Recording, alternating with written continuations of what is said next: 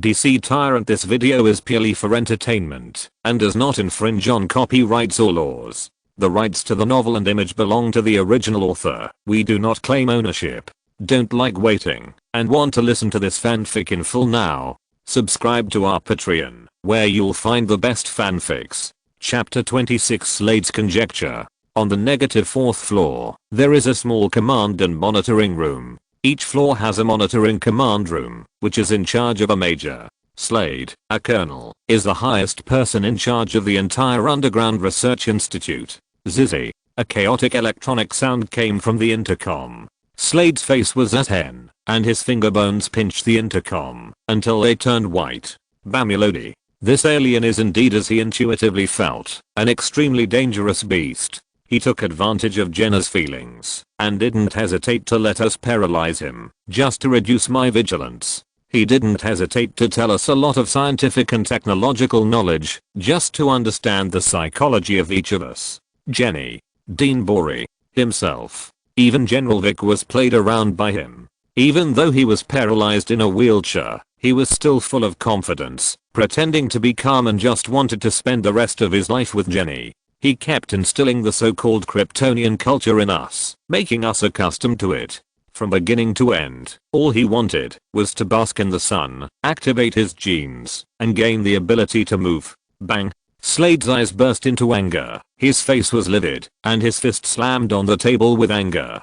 Dean Bori beside him, and the soldiers in the monitoring command room trembled and were frightened. Close all the passages, stairs, and connections to the ground on the first floor below ground. Seal the first floor below ground, and release VX gas. Slade shouted coldly and ordered. This order made the soldiers tremble with fear, and they hesitated for a while.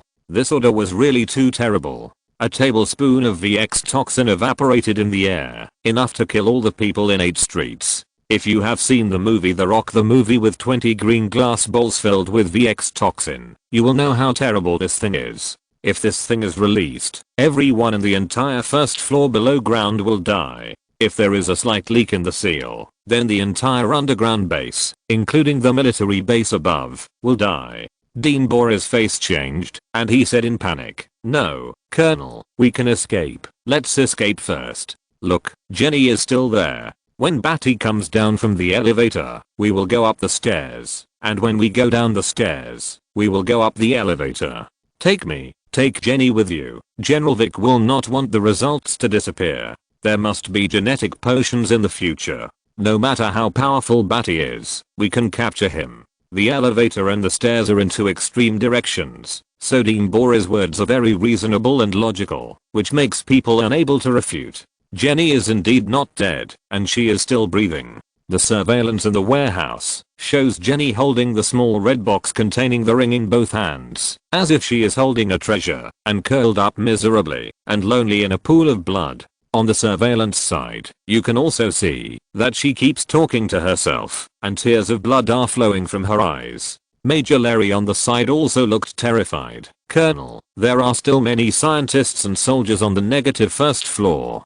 Slade took a deep breath from his nose, as if he was awakened by the 2 of them, and cancelled the order that would have the potential to destroy the entire military base. His heart was in turmoil. He had been led by Badi all the time, and he had been calculated all the time. He had also been vigilant, but Badi still succeeded and wanted to start a killing here. "Slade, we have to leave quickly. Badi wants to come down to kill us. We can trap him on the -4th floor. Sooner or later he will be captured by us," Dean Bori said hurriedly. Badi's battle on the -1st floor scared him out of his wits. The bullets could not hit him, and dozens of soldiers died in just a few seconds. Before the surveillance was shot up, everyone who saw Badi's actions took a breath, and he was even more panicked. "Shut up," Slade said coldly with a gloomy face. He looked at the only remaining surveillance camera on the -1st floor, the surveillance camera in the warehouse that was watching Jenny, and the only remaining surveillance camera during the battle in the hall. This surveillance camera seemed to be deliberately left by Badi. He shot up the other surveillance cameras one by one, leaving only one surveillance camera that was watching the whole scene, as if to show his terror. Even when surrounded by all the soldiers, his urn-like figure made the soldiers dare not move rashly, allowing Slade to see his killing step by step. Why did he come down to the negative fourth floor? Slade restrained his inner anger and regained his previous calmness, his eyes flashing with brilliance. He wants to kill us. We imprisoned him, and we studied him. Dean Borey said fearfully without hesitation. Is there any need to think about this? Anyone who is imprisoned for a year and 3 months, has blood drawn, is asked to take out the knowledge in his head, and is controlled without freedom will have the urge to kill them. Slade glanced at the old Dean Borey coldly, which made him shudder. From Badi to the sun, the moment he stood up, Slade knew that Badi was a man with a strong sense of purpose, and would not do useless things. Is it abominable that we imprisoned him? Abominable. But compared to freedom, what he could endure, and the planning for 1 year and 3 months was just for freedom, killing them was simply not worth mentioning. Of course, if Badi knew that he had deployed an elite brigade on the ground, and knew that he could not escape, so he wanted to come down, to slaughter himself and others, Slade had nothing to say. However, Slade did not believe it, did not believe that Badi endured for 1 year and 3 months just to slaughter them. If it were him, Slade would have to rush to the ground, leave the underground base, and win that 1 in 10,000th freedom, no matter how slim the chance was. So Slade believed that Badi would not be so stupid as to be angry and kill red-eyed, come down to the negative fourth floor, and let himself fall here, unless. Slade suddenly had a flash of inspiration. Unless there was something on the negative fourth floor that could help him leave. Dean Borey, is there anything on Badi's spaceship that can help him leave here? Slade's voice was horrified and cold, and he thought his guess was correct. They had never really known the true face of this alien. The technology he possessed, including the Krypton he mentioned, was all fake. Dean Borey was frightened by Slade's voice and shook his head nervously. His spaceship has been damaged to the point that nothing is intact. Colonel Slade, you also know what is on the spaceship. I really can't think of anything that can be used. I'll go and look for it. Maybe we can make Badi consider it and not kill us. Dean Borey looked very anxious and walked out of the command room nervously. Dean Borey walked out of the command room in a hurry. When he was a distance away from the command room, he slowed down his pace and put his hand into the pocket of his white coat with a serious face. When he touched the cold touch of the key, his breathing was slightly stagnant and his eyes were struggling and flickering. He had a feeling Badi was looking for this key. Dean Borey's eyes were struggling. He was struggling not to hand it over, but to stay. Could he save his life? Could he use this thing to beg Badi to let him go? Is that so? Slade pondered with deep thought. He had also seen some of the things that were left over from the spacecraft and were restored. He didn't feel that those broken things were worth Badi's getting. If there was nothing useful on the spacecraft, was he really cruel enough to massacre the people in the underground base? Slade's eyes flashed with a fierce light, and he saw the panoramic surveillance on the first floor below. Badi picked up Major Atherton like a kitten, and many soldiers surrounded him. Slade turned on the broadcast on the first floor below. Follow orders, soldiers. Shoot. Chapter 27 Election. Follow orders, soldiers. Shoot.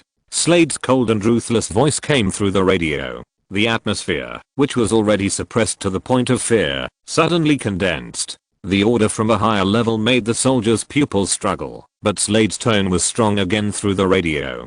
Shoot. The soldier pressed the trigger fiercely. If the aliens didn't die, they would die. Badi brought them too much pressure. Under Slade's strong tone, the strings in their hearts collapsed.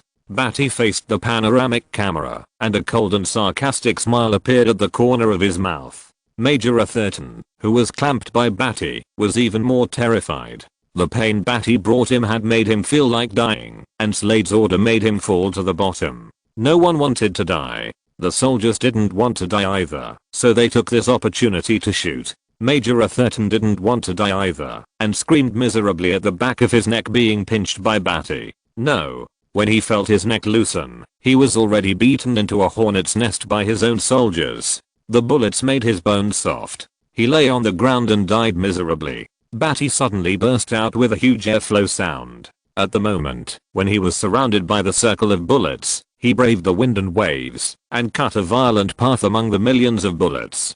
Bullets poured in front of him with flames, streaking across his white fiber hospital gown, leaving sparks on the fiber gown, and never hitting his skin. In this sea of bullets, Badi was like a violent monster exploded from the flames of a volcanic eruption, suddenly appearing in front of a soldier. In his pupils dilated with fear, Badi inserted his finger into his trigger, and with a huge force, the whole automatic rifle was crushed, and the parts and bullets that had not been fired fell to the ground, shocking him. In the fear and stagnation, he was also shot to death by the bullets from his colleagues. Badi grabbed his collar and turned around to block the tracking bullets. He stepped hard, and his feet were immediately hit by the reaction force, and he stepped out a spider web pit. The marble-like stone splashed gravel, and his tall body left an after image on the spot. The bullets were fired into the spider web pit, and only a little dust was splashed. Badi was as fast as a violent beast.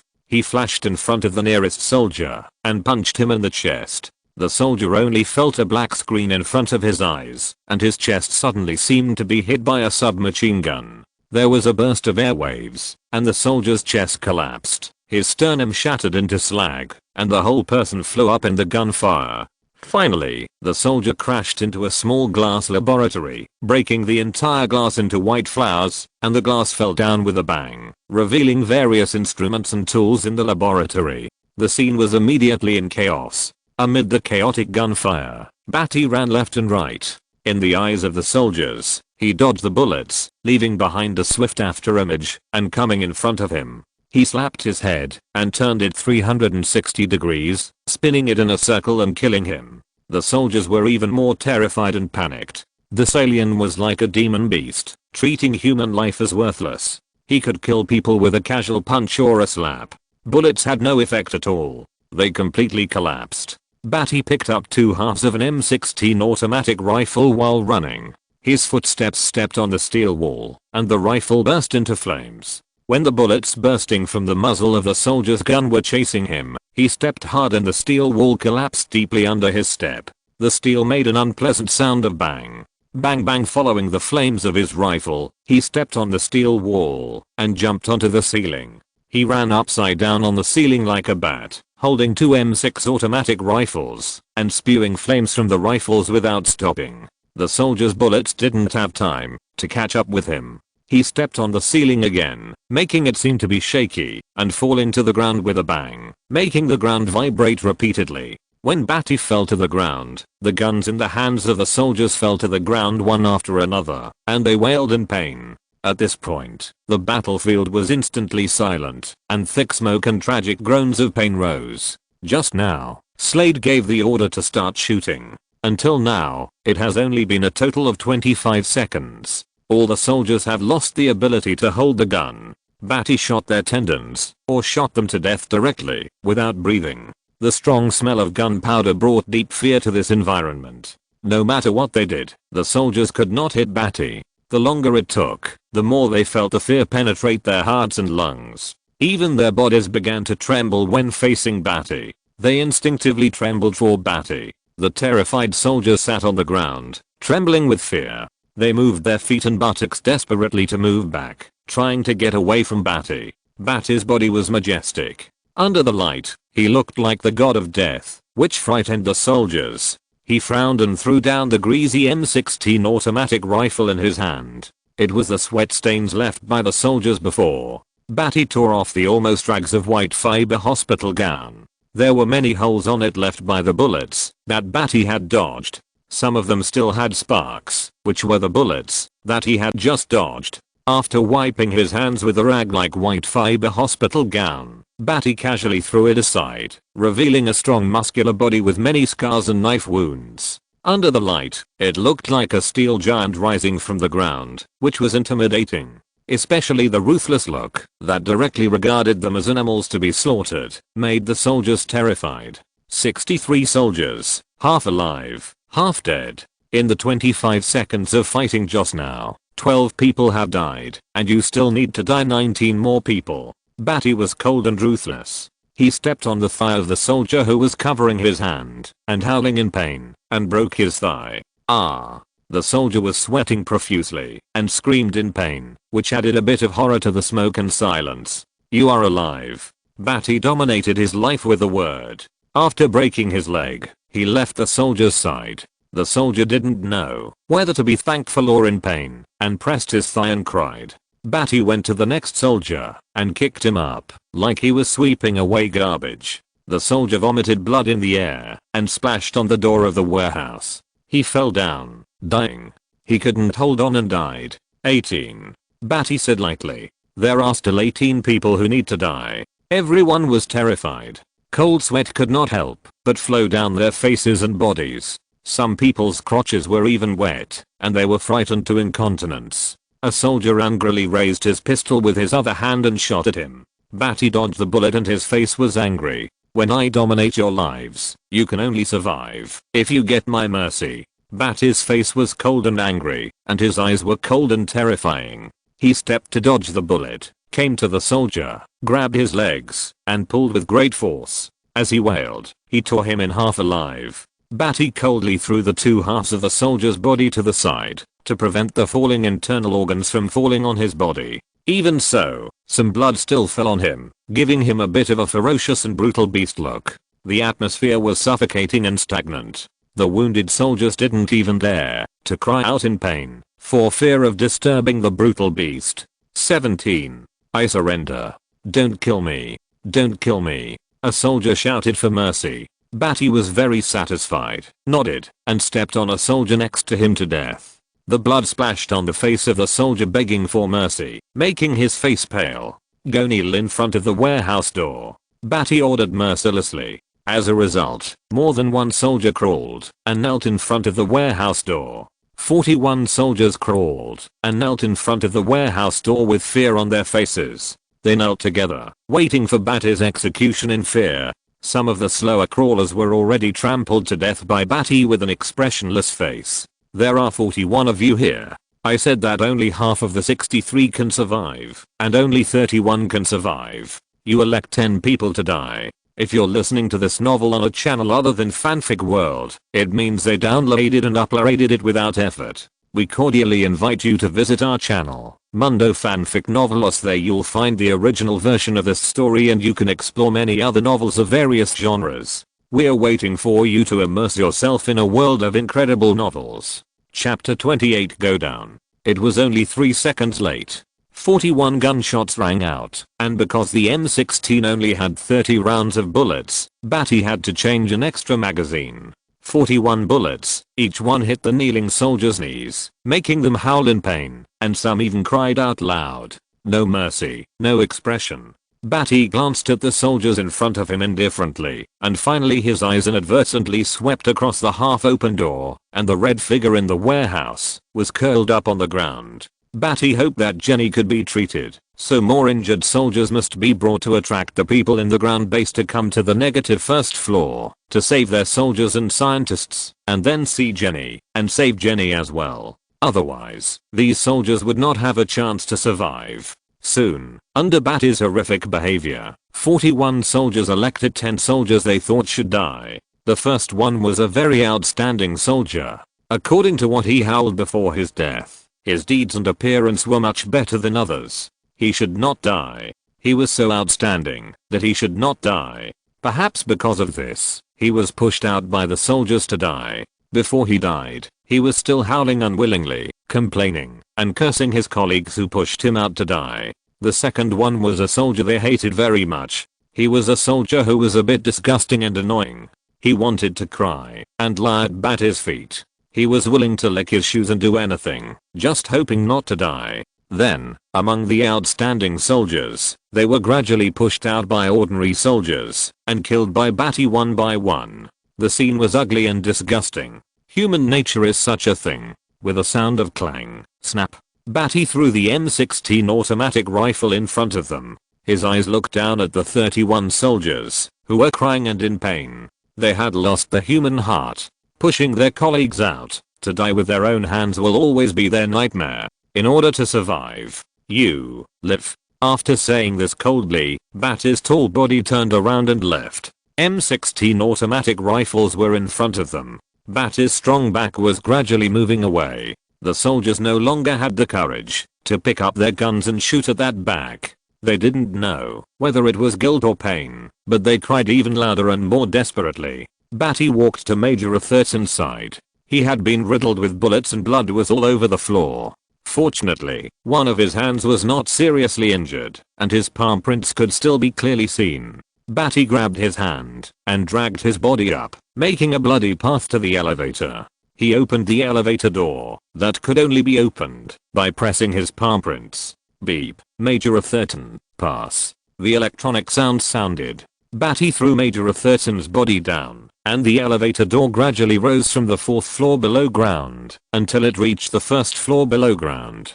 The elevator was heavy and stable. From this moment of steady pause, Badi knew that this elevator weighed nearly 20 tons and was made of thickened steel plates. The elevator door gradually opened, and the attendant inside stared at Badi in shock. He looked like a murderer who had walked out of a sea of blood and corpses. The blood and corpses of the soldiers in the distance behind him covered the road. The attendant soldier moved quickly and immediately pulled the safety of the gun hanging on his chest. With a click, the gun was pointed at Badi, and his finger was on the trigger, ready to fire. In the end, he could only hold the trigger tightly and look at Badi in shock. Badi quickly inserted his hand into the trigger position, blocking his finger, and with a huge force, the entire automatic rifle was crushed. The rifle parts, and the bullets, that had not yet been fired, fell to the ground with a bang. The crisp sound scared him. Ah! The soldier's hand twisted with Badi's huge force, and his face turned pale, and he cried out in pain. Badi slashed with his knife, and looked at the soldier's neck. The attendant soldier's cervical vertebra was broken and twisted to one side. Badi took his hand, and pressed it on the palm print of the floor selection, and clicked on the -4th floor. The elevator door slowly closed, like a ferocious beast closing in the darkness. Colonel, Badi is taking the elevator, and is about to go down to the -4th floor. A soldier reported. Slade looked at the surveillance camera at the elevator with sharp eyes and deep doubts. In the surveillance, Badi's figure was standing tall and straight like a pine tree, standing in the elevator like a pillar, fearless of anything. Slade's eyes flashed with thought again, and Badi's behavior made him deeply puzzled. Taking the elevator down to the -4th floor is definitely not a good idea, because the elevator can give him too many ways to target, and Badi will not be unexpected. But why did Badi do this? The more Slade thought about it now, the more he felt that Badi was a mystery, and the more he thought about it, the more angry he became. Angry that he actually let Badi go up to the -1st floor and let him get exposed to the sun. Colonel Slade, you are too naive. Every thought of yours is in my mind. Your will is not firm enough, and you have not been able to thoroughly implement, guard, and imprison me on the -4th floor. Badi's words made him feel more suffocated. Badi hadn't done anything to him yet, but Slade felt as if he was being strangled by him and couldn't breathe. Colonel Slade. The major beside Slade called him. Slade suddenly came to his senses. He knew that he had begun to doubt Badi in his head and put pressure on himself, because if he was not careful, Badi could really kill him down to the -4th floor, and then no one on the entire -4th floor would be able to survive. Slade's eyes flashed with a fierce light, and he ordered, close the elevator, release the poison gas, release the steel interlayer, and cut off the elevator passage on the -2nd floor. Notify the ground base to enter the -1st floor, to rescue the soldiers and scientists, and start blocking the floor at the same time. All personnel on the -4th floor evacuate from the stairs, and trap him to death here. The soldiers quickly and orderly followed Slade's orders. But soon, an accident occurred. Colonel, the elevator has not reached the interval where the poison gas can be released. Badi opened the elevator ceiling and entered the elevator shaft. He disappeared from the surveillance screen. Monitoring on the -2nd floor, no trace. Monitoring on the -3rd floor, no trace. Monitoring on the -4th floor, no trace. The system center detected an abnormality in the elevator and stopped running. At the moment, when the soldier reported, there seemed to be a boom vibration sound in the distance, as if someone was destroying something. It was Badi who was destroying the elevator.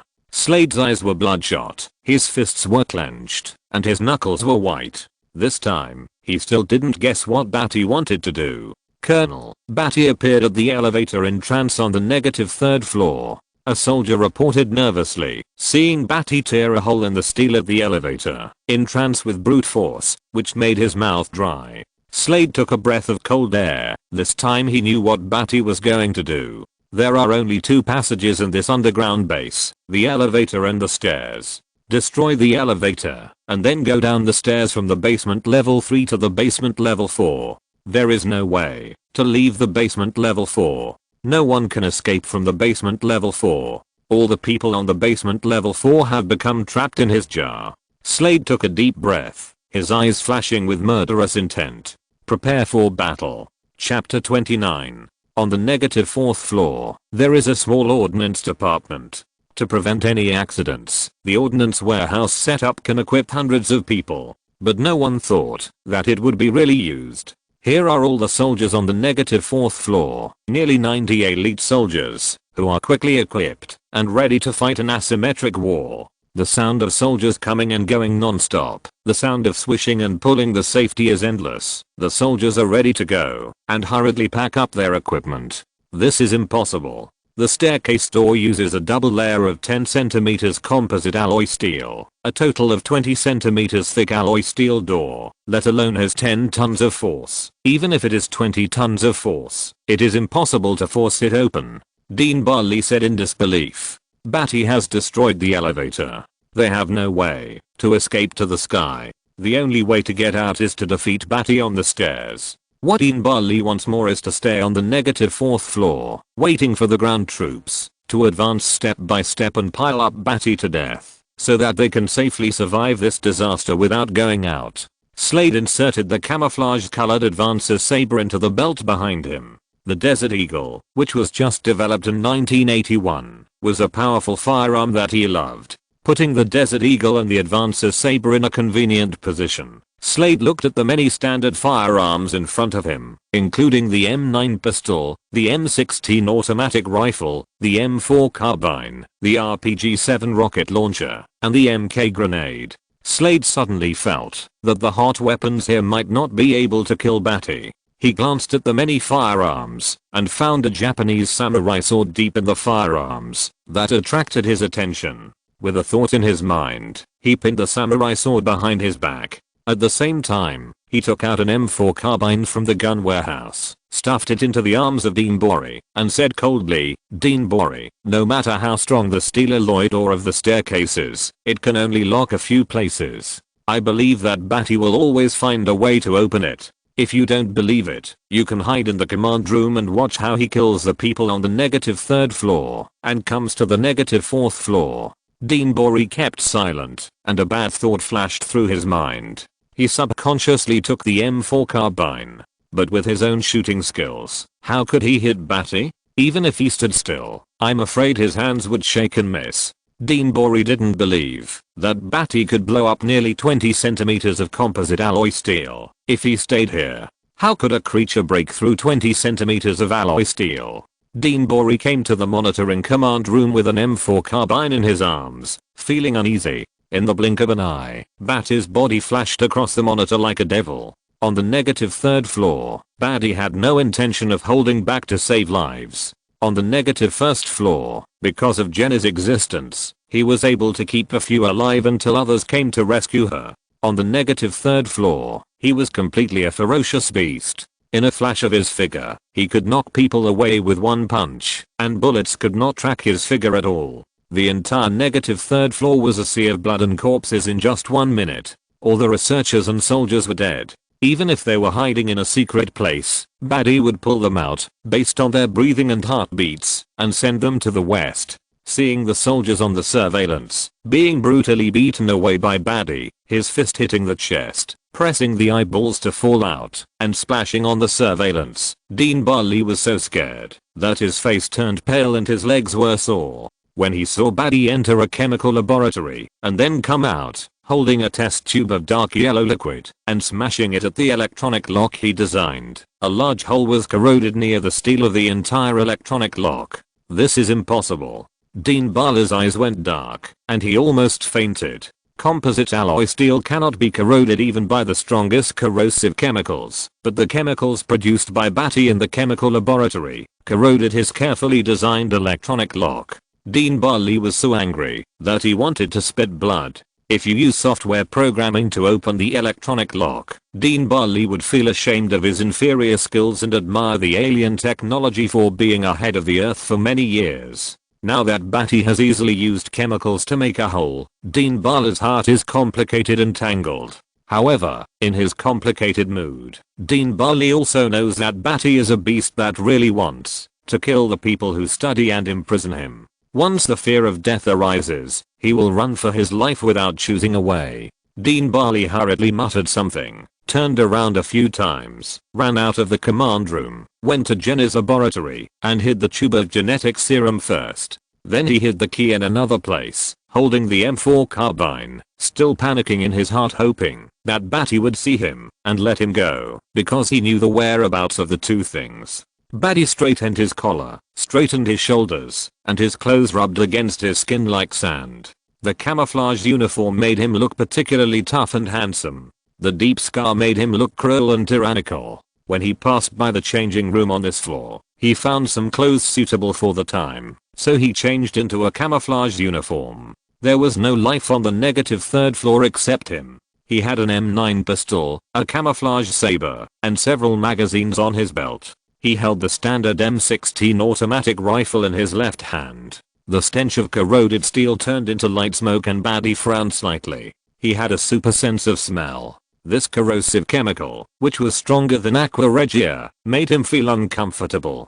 After the corrosion effect dissipated a little, he stepped forward and used his fingers to forcefully pull open the door that weighed nearly 10 tons. He turned away from the bodies of white-coated scientific researchers and soldiers on the bloody road behind him. He pulled away the heavy mechanical twisting sound and stepped into the stairwell that was as bright as day. He walked down indifferently. The stairs were paved with white gelatin. Walking on them, he felt the elasticity of stepping on soft gelatin. He paused for a moment. Bang! A wisp of smoke came out of the muzzle of the M16 automatic rifle, and the monitor made a sizzling sound of sparks. The glass on the surface shattered and fell on the gelatin-paved stairs without making any sound. Badi continued to go down, turning around the rest platform in the middle of the stairs. Badi's eyes looked at the staircase door forged with composite gold. The door was shining with a cold steel light. Badi's eyes were ruthless, but the corners of his mouth were curled up.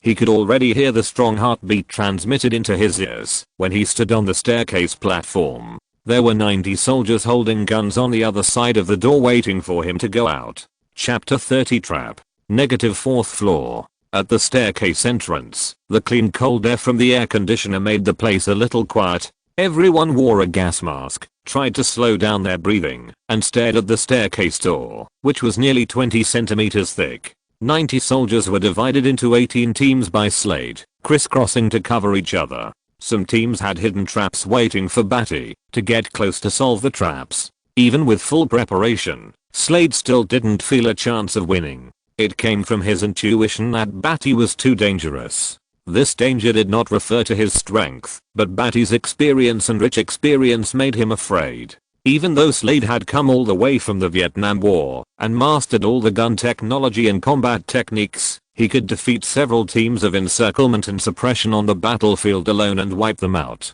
This almost inhuman combat shocked everyone. Even Slade was secretly proud of himself. But compared to Badi's record of running to avoid bullets on the negative 1st floor, every shot was accurate, and in just 50 seconds, he killed nearly 80 soldiers. Slade's record seemed pale and powerless. He wiped out several teams. In that case, he had to use all kinds of traps and ambushes in the dense forest to barely win. Slade thought to himself. His face was firm, his lips were tightly pursed, and his eyes were sharp and cold. He knew that he could not retreat. Badi would not let anyone go. He didn't communicate much with Badi, but he intuitively felt Badi's cruelty. There would be no escape.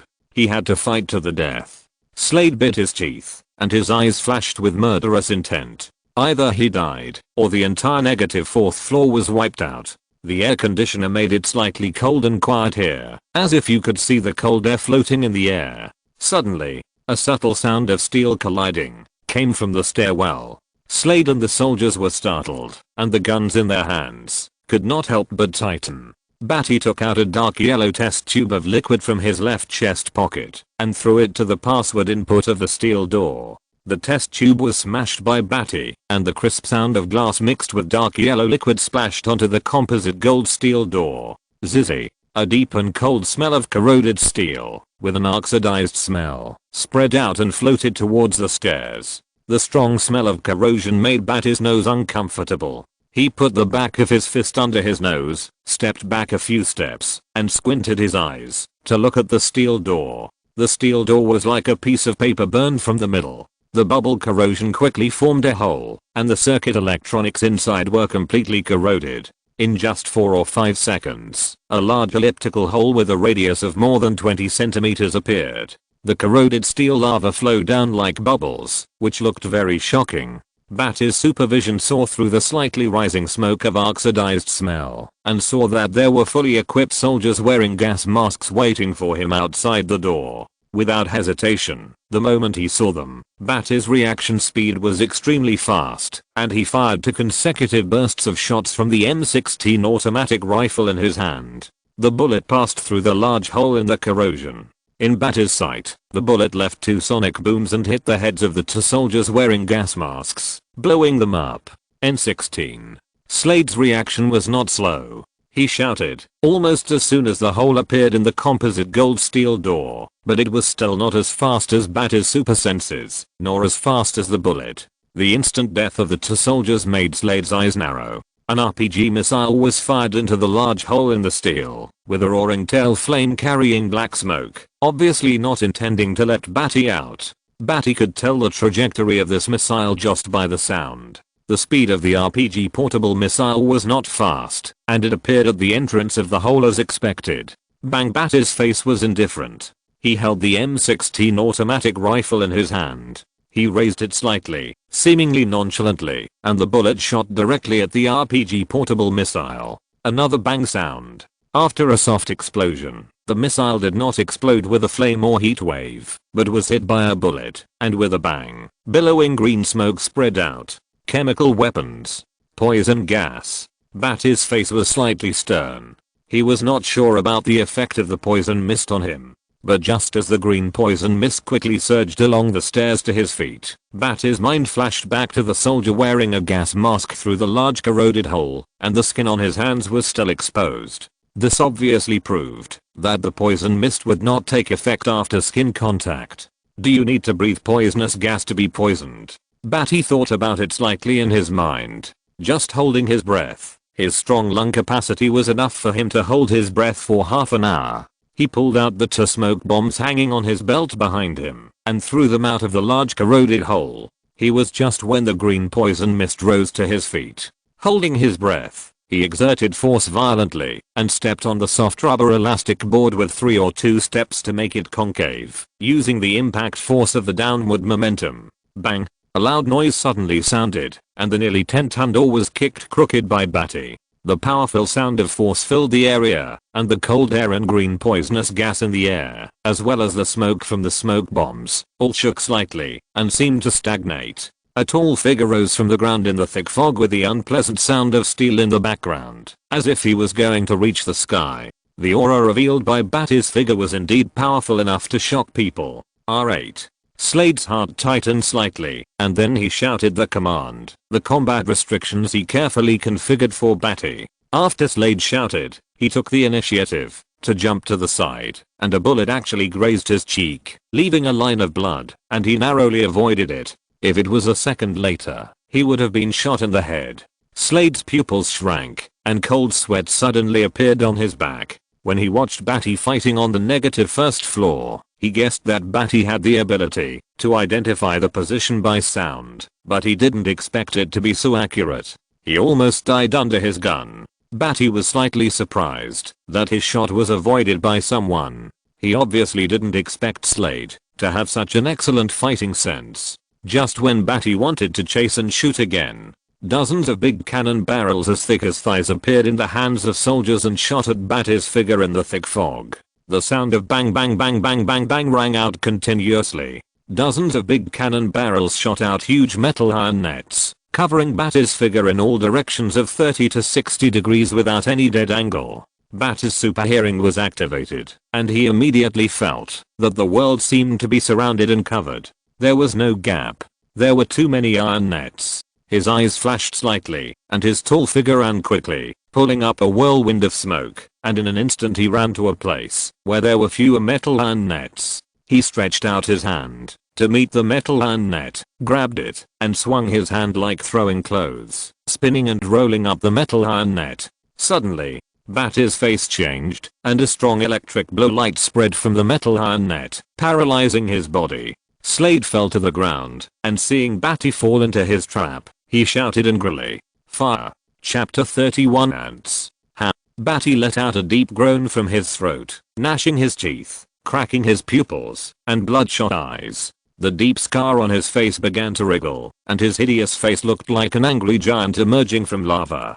The current from his hand paralyzed his body, and he suddenly thought of the fate of being captured and imprisoned when he first arrived on Earth, because of the explosion of the spaceship. If he hadn't used Jenny, willing to be paralyzed, and threatened to die, in order to win a chance to bask in the sun, he would probably still be treated as a living dead, and drained of knowledge from his head. This current paralyzed Bati's body, and it felt a bit different from the feeling of being anesthetized by anesthetics at the beginning, which made Badi angry from the bottom of his heart. His eyes were red, terrifying and hideous, and in an instant, he swelled up his strong muscles, and blood surged in his pulse. The blue current was on his body, flowing from his hands, passing through his body, flickering, and for a moment, Bati's powerful body and blood broke free from the paralysis, and could control his body's movements. This kind of electric current, if facing ordinary people, will definitely be able to electrocute people into charred corpses, but facing a fierce man like Badi with a strong body, it is not enough. At this time, in Bati's eyes, thousands of bullets rubbed out fiery red heat and shot towards him. For a moment, it felt like thousands of arrows were shooting all over the sky, shooting people into a hornet's nest. Bati's face was angry, and as he stepped forward, a white airflow suddenly appeared on his body, and the air barrier seemed to be blocking his actions. His arm holding the metal iron net, with a bang, stepped forward with the momentum, and stepped forward in an instant, rumbling like a giant stepping on the ground, stepping out a large pit of spider webs on the ground. When the bullets bang bang bang bang sounded continuously, a stream of air exploded, and the violent airflow blew away the smoke bombs. Badi was like a ferocious beast walking out of the fog, exploding a powerful air wave. His body passed through the forest of bullets, using the muscles of his arm to block the bullets in the dangerous parts. The bullets went straight into his arms, but only broke through the skin and entered the fiber muscle 1 or 2 centimeters before being blocked by the thick and solid muscles like a mountain. Bullets could not stop his violent power. With a bang explosion, Badi appeared in front of a soldier with fierce eyes. The soldier's pupils had only time to react to the huge figure in front of him, and he was hit on the head by Badi, which directly knocked the gas mask into his head, and his brain exploded and flew more than 10 meters away. His body was still twitching subconsciously and died.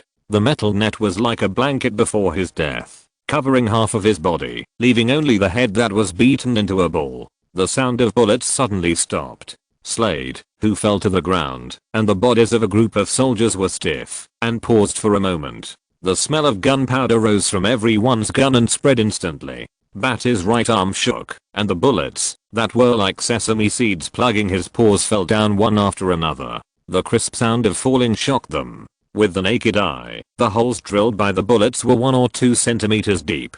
The white fibers and flesh were seen, and only a few drops of blood dripped from his fingers to the ground. Badi immediately felt that the bullet holes had sprouted granulations, which made him itchy and wanted to scratch. In front of them, his arm healed slowly at a visible level. Not bad. Badi sneered.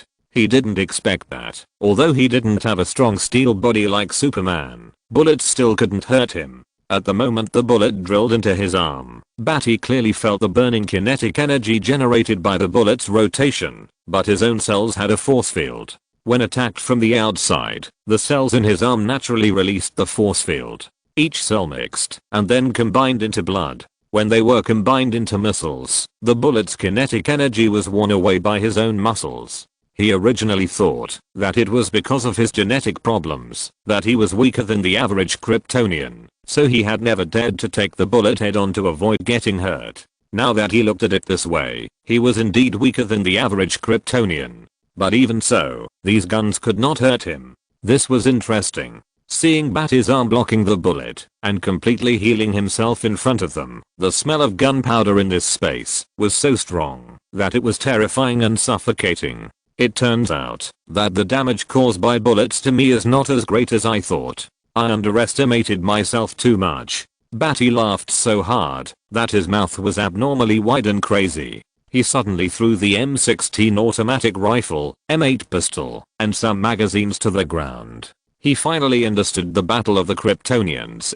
Holding these guns is simply a burden. The atmosphere suddenly became subtle, and the smell of gunpowder mixed with cold air, smoke, and a trace of poisonous fog blown by the blast wave caused many soldiers and Slade present to sweat profusely. He had no weapons in his hands, but he brought greater fear to the surrounding soldiers. What kind of monster are you? What kind of monster is that? Alien monster. Alien monster. A soldier fell to the ground, his face showing disbelief. He had never seen anything like this before. What creatures can resist bullets? On Earth, even dinosaurs can be destroyed by bullets without hesitation. With the dense and horrifying amount of bullets that hit Badi's arm just now, even a Tyrannosaurus Rex would be crippled, seriously injured and dying. Badi shook his hand, and the bullets fell off, and then he recovered. This is not the era of heroes and villains in the future, and it is as easy as eating to block bullets. In this era, no one has heard of such a terrifying thing as being able to block bullets. Badi's ability to resist bullets is unimaginable. He is already an invincible weapon in the world. Without missiles, Badi cannot be destroyed. The soldiers' tightly grasped guns began to tremble. Even the muscles that bullets can't penetrate. What kind of monster is this? Is it still worth fighting? Slade stared at Badi, unable to believe it. Human heart weapons actually had no effect on him. The bullets fell under Badi's feet, but only a few drops of Badi's blood were shot out. This was particularly ironic. His instinct made his hair stand up, his body tense up, his heart speeding up, his pulse speeding up, and his adrenaline rising to a terrifying level that made his body explode. I give you real fear. I like people to be afraid of me, fear me, and look up to me. Badi's mouth curled up into a smile, and his eyes were still smiling in the coldness. It's like pinching an ant to death. So happy. As soon as he stepped on the ground, a spider web pit appeared on the ground, and he instantly appeared in front of a soldier who was sitting on the ground in shock. With a flick of his right hand, he clamped his neck with his tiger's mouth, and lifted him up.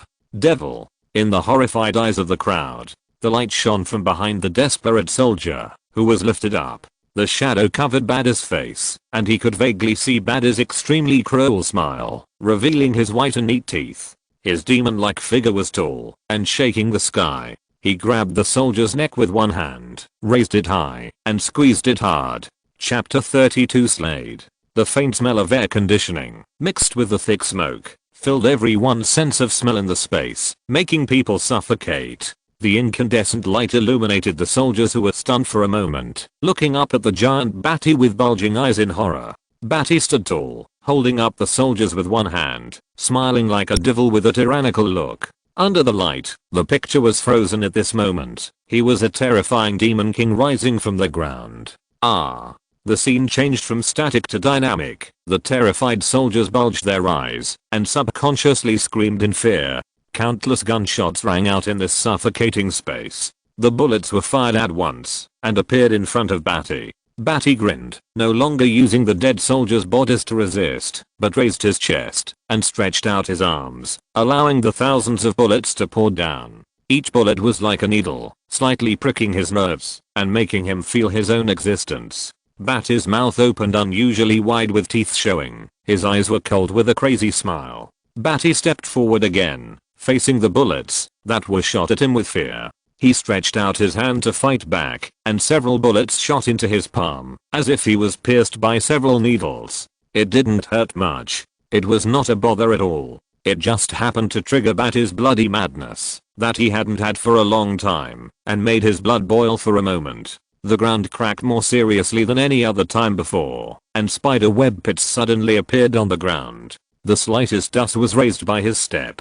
Badi pressed his palm against the forehead of a nearby soldier to face the bullet. Ah! The residual heat of the bullet burned the soldier's skin, making his eyeballs almost bulge out of fear. Then he died. His death was more miserable than anyone else's, as Badi crushed his head and killed him. Especially when Badi was still smiling with his mouth wide open, showing his neat white teeth, and his eyes were cold with a crazy smile. The soldiers felt cold in their hearts. Slade bit his tongue, and the bloody taste awakened his cold heart. In the afterimage, he saw Badi grinning, his eyes cold and crazy, catching the bullet with his fingers. Badi has 15 tons of strength. This strength does not mean that the maximum strength is 15 tons, but 15 tons is the normal strength. Once it explodes, the 15 tons of strength can be exerted through Badi's body skills, which is enough to exceed 100 tons. It was also the first time that Badi exploded such a refreshing power in the sea of bullets, even though the flesh of his fingers was rubbed by the bullets to the bone. The bullets rubbed red and drilled wildly. Even though Badi's 2 fingers were like steel, they were rubbed by the supersonic rotation kinetic energy, and the skin and flesh began to fly little by little. Finally, the white finger bones were seen, and the bullet stopped at the tip of Badi's white bone finger. But he finally caught the bullet with his fingers, while the supersonic bullet was rubbing against him. Then the flesh and blood that had been rubbed off his fingers started to itch and recover. All this slowed down in Slade's eyes, because his body was shaking with fear and his adrenaline was surging, so he could see this terrifying scene. The sound of the gunshots became more and more tragic and tragic. The trap that Slade intended to set with the lives of his soldiers would cause trouble for Badi, including sound waves, strong currents, poison gas, etc. But they were just trouble. In this space, there was gunpowder smoke and screams of fear from time to time. Corpses flew up and stuck to the distant wall, turning into mud. Some of the heads were directly blown up, or some of the spines were broken by Badi's kick. This was Badi's pantomime. In his world, there were no other sounds, only himself as a colorful existence. This time Badi did not use guns, did not use his brain to calculate the direction, angle, airflow, psychology, and did not use super hearing to avoid bullets. It was a refreshing battle that stretched the muscles and flesh of the body. Badi exhaled softly and comfortably, fighting without using the brain. So cool. No wonder Superman has the most powerful brain in the world, but he just fights all kinds of alien monsters without thinking, because the feeling of not using the brain is actually quite cool. There were no screams, no cries. Except for Slade, all the soldiers were dead. It is not an exaggeration to describe this scene as a sea of blood and corpses. After Badi exhaled, the hot blood in his body seemed to have been consumed just now. The smile on his face and the cold and crazy eyes were returning to indifference, like a god looking down on the world, indifferent. He didn't care how many lives died in his hands, nor did he care about the blood flowing under his feet and wetting the soles of his shoes. He was high above, and maybe sometimes he didn't care about himself. A clang. The sound of a sword being unsheathed. You can't escape, Bamulodi. You can only be buried in this underground base. Slade's eyes trembled and shrank into a point, and a fierce light emanated from his eyes. Only by emitting the most ferocious aura and hinting that he was fierce and cruel could he stand up and attack Badi with a sword at close range. Only in this way could he have the courage to approach this tyrannical alien. Slade's spine was very straight, and the samurai sword in his right hand emitted a cold light of tempered texture under the light. This was a sharp sword that had been tempered for thousands of times, giving Slade a little confidence to cut Badi's flesh. The sharp sword was in hand, but the first attack was the sound of gunfire. The sword in Slade's right hand hung on the ground, charging all the way, and the tip of the sword drew sparks on the ground. Suddenly, a touch of white appeared on his left hand. Desert Eagle. The muzzle sprayed bullets angrily. He knew that guns could not deal with Badi, and he could not hurt him. He just wanted one chance. The opportunity came. Badi stretched out his right hand, his palm facing the muzzle of the Desert Eagle. He suddenly liked the feeling of being pricked by a needle. It was a little numb, making him feel how powerful he was. At the same time, the slight pain made him feel how weak he was. Each bullet of the Desert Eagle was followed by the next one, and then pushed forward strongly. 7 bullets went straight into Badi's palm, just reaching the bone inside. The needle brought Badi a slight pain, which spread to his nerves, and was pushed out by his flesh granulation. He still had no expression, and still looked at Slade indifferently as he rushed to him. Slade suddenly abandoned the Desert Eagle in his left hand, and put his hand on the samurai sword that was being dragged. His spine suddenly soared like a dragon, and the strength rushed all the way from the soles of his feet. The blood and ki gathered from his heart. His fingers were hard and white, and he used all his strength to pinch the hilt of the sword. The blue veins like dragons were about to burst out from his neck. He gathered all the strength and courage in his body, stared with red and angry eyes and used it. There was no fancy sword play, only a single blow with all one's strength. The samurai sword swung upward from the bottom. The blade flashed, just like the moonlight in the clear night sky reflecting on the silver light of the ancient spring. It dazzled people's vision. It also dazzled Badi's vision. For a moment, Badi's pupils moved slightly. Then he did something unusually unexpected. Badi lowered his head slightly, grinned, and bit the blade that was slashing towards his neck with his neat and white teeth. The collision of teeth and blade made an echoing hum sound.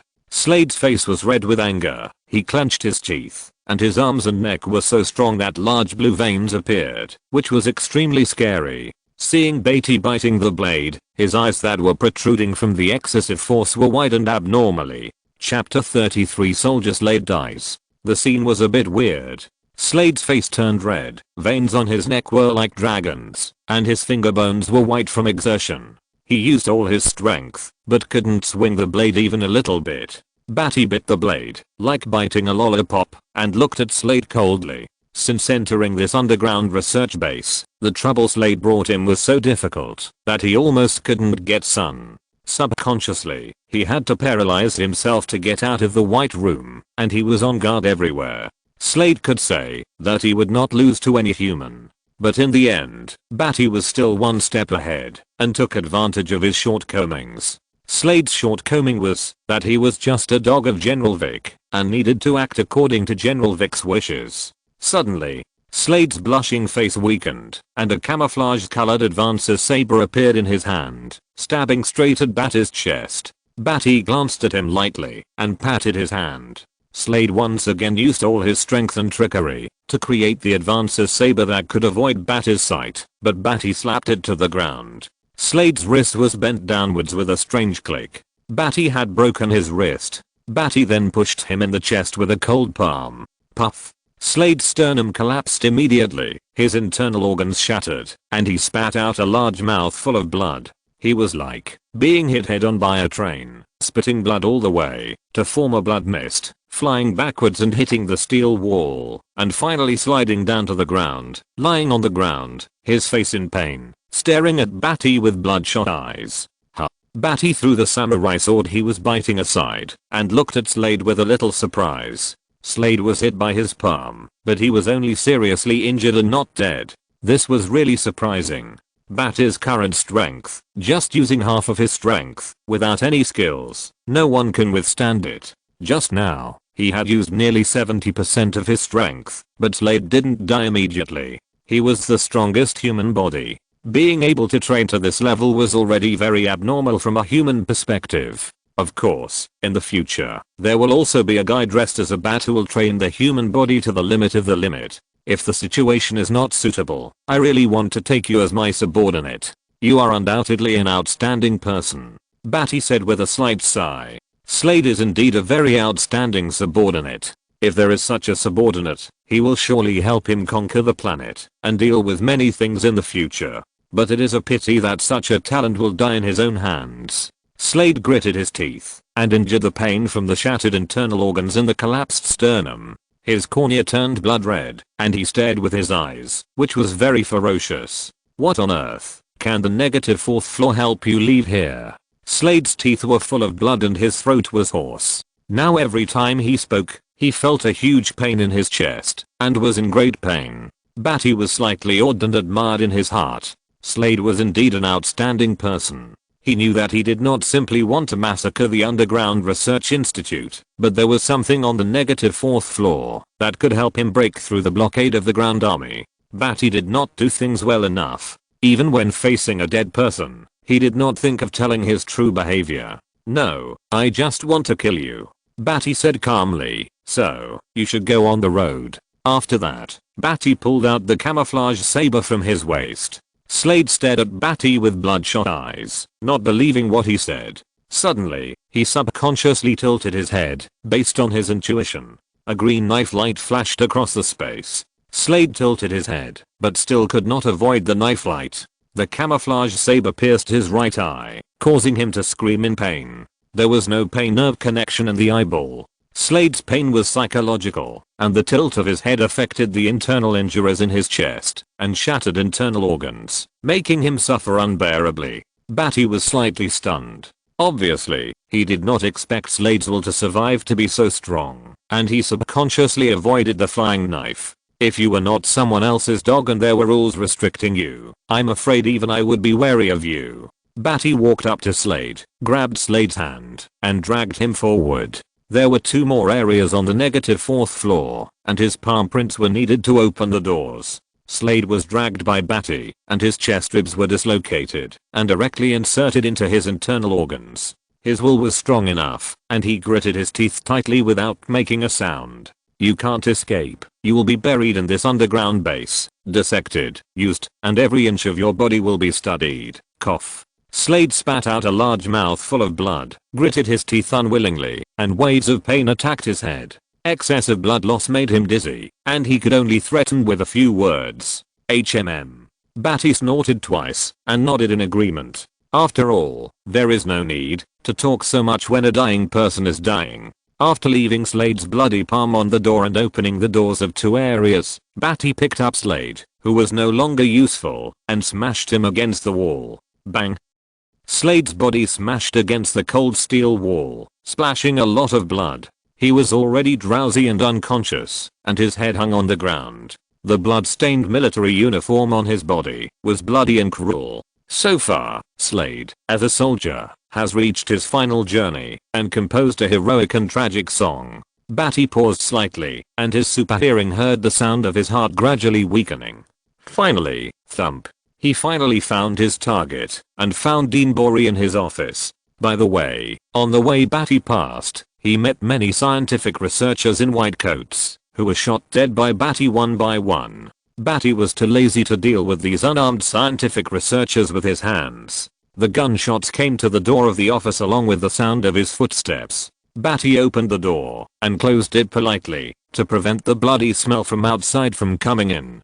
Dean Borey hid under the desk, trembling, listening to Badi's footsteps and the sound of the door opening and closing. His heart was raised to his throat. He closed his eyes, kept making the sign of the cross on his chest, and muttered something in his mouth, hoping that God Jesus would bless him, and Badi was just passing by and couldn't see him. At this moment, no matter what gods and demons, he was willing to kneel down, as long as they could save his life.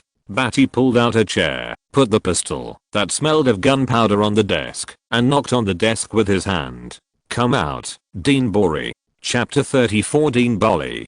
Dean Borey's body trembled, and he could no longer hide under the desk. It's you, Badi." His thin face showed a forced smile, and he came out from under the desk tremblingly, with an M4 carbine hanging on his chest. Seeing Badi looking at him indifferently, Dean Borey suddenly felt that the M4 carbine on his chest was unusually hot, and he quickly took the gun belt over his head and put it on the table to explain. "This is for." Dean Borey said several four, but he didn't have the courage to say in front of Badi that he hung it on his body to prevent him. He knew that guns had no effect on Badi. From the -1st floor to the -4th floor, at least more than 500 bodies died. This murderous nature made Dean Borey shudder. He thought he was just a scientific researcher and a scientist. How could he dare to compete with such a killer? Badi was very accurate in judging people. Dean Borey was vain, greedy, afraid of death, and quite ruthless. He had been using Jenny to dig out his knowledge from a long time ago. Since getting along with Jenny, Badi also knew that Dean Borey had several important research results, and the world-famous research published was obtained from Jenny. Fortunately, He received a good student, a student who was devoted to research and didn't want to care about any trivial matters, false reputation, honor, and only wanted to study. He provided Jenny with a perfect research environment, and Jenny didn't mind whose name would be attached to such research results. Being able to let her explore the mysteries of life is the greatest pleasure, and the rest is not worth mentioning. Otherwise, I'm afraid that Dean Bori would not have the current glory. For Jenny, Dean Bori is like her butler father, handling all kinds of messy chores for her, so that she can concentrate on research. Thinking of this, Badi's cold eyes can't help but soften slightly, and Jenny sitting on his lap and talking to him about her past flashed in his mind. Dean Bori, you are Jenna's teacher. I won't kill you, Badi said lightly. Dean Bali, who was nervous and sweating, widened his eyes and was stunned for a moment, obviously unable to believe that such a surprise would fall on him. Except for the negative second floor of the underground research institute, the rest of the floors were dead or disabled. Except for the 31 disabled people who cried and pushed their comrades out to die, and Jenny, all the others on the negative first floor were dead. The negative third floor was completely dead. Dean Bali didn't know about the negative fourth floor, which really scared him. But he still knew that Badi could get here because Slade's palm print opened the door, and he was afraid that Slade was also in danger. Badi killed all the way, like a killing god, which scared Dean Bali so much that he had no luck and only hoped to make a last-ditch effort to survive Badi's hands. Now that Badi suddenly said that he would not kill him, he couldn't help but feel lucky in his heart, thanking God, thanking the earth, and thanking Jenny. You said, really? At this time, Dean Bali, who usually spoke fluently, stuttered, which made him happier than winning the Nobel Prize. After all, the Nobel Prize can bring him honor, but Badi controls his life and death. Badi nodded and said, you are Jenna's teacher. She actually treats you like a father. In the future, you take good care of her for me. If she wants to study, she can study. If she wants to seek revenge on me, she can find me. Just stay alive. Dean Bori was stunned. He didn't expect that his life was exchanged for Jenna's feelings. Suddenly, he shuddered. He finally understood why Jenny was shot by Badi with a gun and did not die, but just curled up on the ground and cried. That was to sever his relationship with Jenny and avoid Jenna's suspicion in the future. Even the 31 disabled soldiers were disabled by Badi in order to save Jenny, and his own life was not killed by Badi because it was of some use to Jenny. Dean Bori felt a little fortunate in his heart. He was fortunate that Badi had feelings for Jenny, and he was also fortunate that he did not treat Badi so harshly. Even so, Badi had no flaws in both reason and emotion, but Dean Bori was still relieved and deeply worried. What if Badi was just lying? What if he just came to the negative fourth floor to get something that could help him, as Slade said? After getting it, would he still be able to survive? He was willing to believe it, but he was also deeply entangled in doubt. At the same time, I'm also here to get my things back. Dean Bori, you should know what I'm talking about. Badi's tone was slow and unhurried. After entrusting Jenny to Dean Bori, he told his real purpose. Dean Bori's heart skipped a beat and said, is it the key? Badi nodded slowly and said, the key is very important. Maybe I can't get out of this underground base even if I die, but I must die like it. Dean Bori, please give it back to me. This key must be taken back. It contains the artificial intelligence that Badi has been working on in Krypton. It can help him truly conquer the Earth, and also help him adjust his genes in the future. In the future, a series of plans, including dealing with the Jor-El family, the future Superman Clark, and extracting the life code in his body to improve himself, are all top priorities. Without this artificial intelligence, a series of compliments about Badi's own genes will be difficult to achieve. Moreover, in just about 20 to 30 years, the Earth will usher in a great era of superheroes, and gods, demons, and ghosts will emerge. Any villain is destined to have a hard time surviving. Especially Badi, he is destined to take the path of a supervillain opposed by heroes all over the world. He has expected to be an enemy of the whole world. Therefore, no matter what, the key must be returned to his own hands. Dean Bori's face was a little hesitant. He was greedy for fame and afraid of death, But it was precisely because of his greed for life and fear of death that he knew that this key was the key to whether he could survive. He couldn't tell the truth from the falsehood of Badi's words. Even if Jenny was really not dead, Dean Bori saw all this and had no way to analyze what Badi wanted to do. Badi had killed all the way down like this, and Dean Bori's mind had already been killed. He glanced at Badi, who still had an indifferent expression. His eyes looked as if he was waiting for his reply, and he was sure and unquestioning. Dean Bali felt a chill in his heart. If he hadn't handed over the key, would he have died? Seeing Badi's indifferent expression, Dean Bali really didn't want to guess, nor did he want to die. He was willing to believe what Badi said, but he still felt sympathetic. "I'll get it for you," Dean Bali said, and stepped out from the side of the desk. Badi was no longer indifferent. He smiled slightly and stood up, pushing the chair back a little with his knees. The sound of the chair being pushed scared Dean Bali.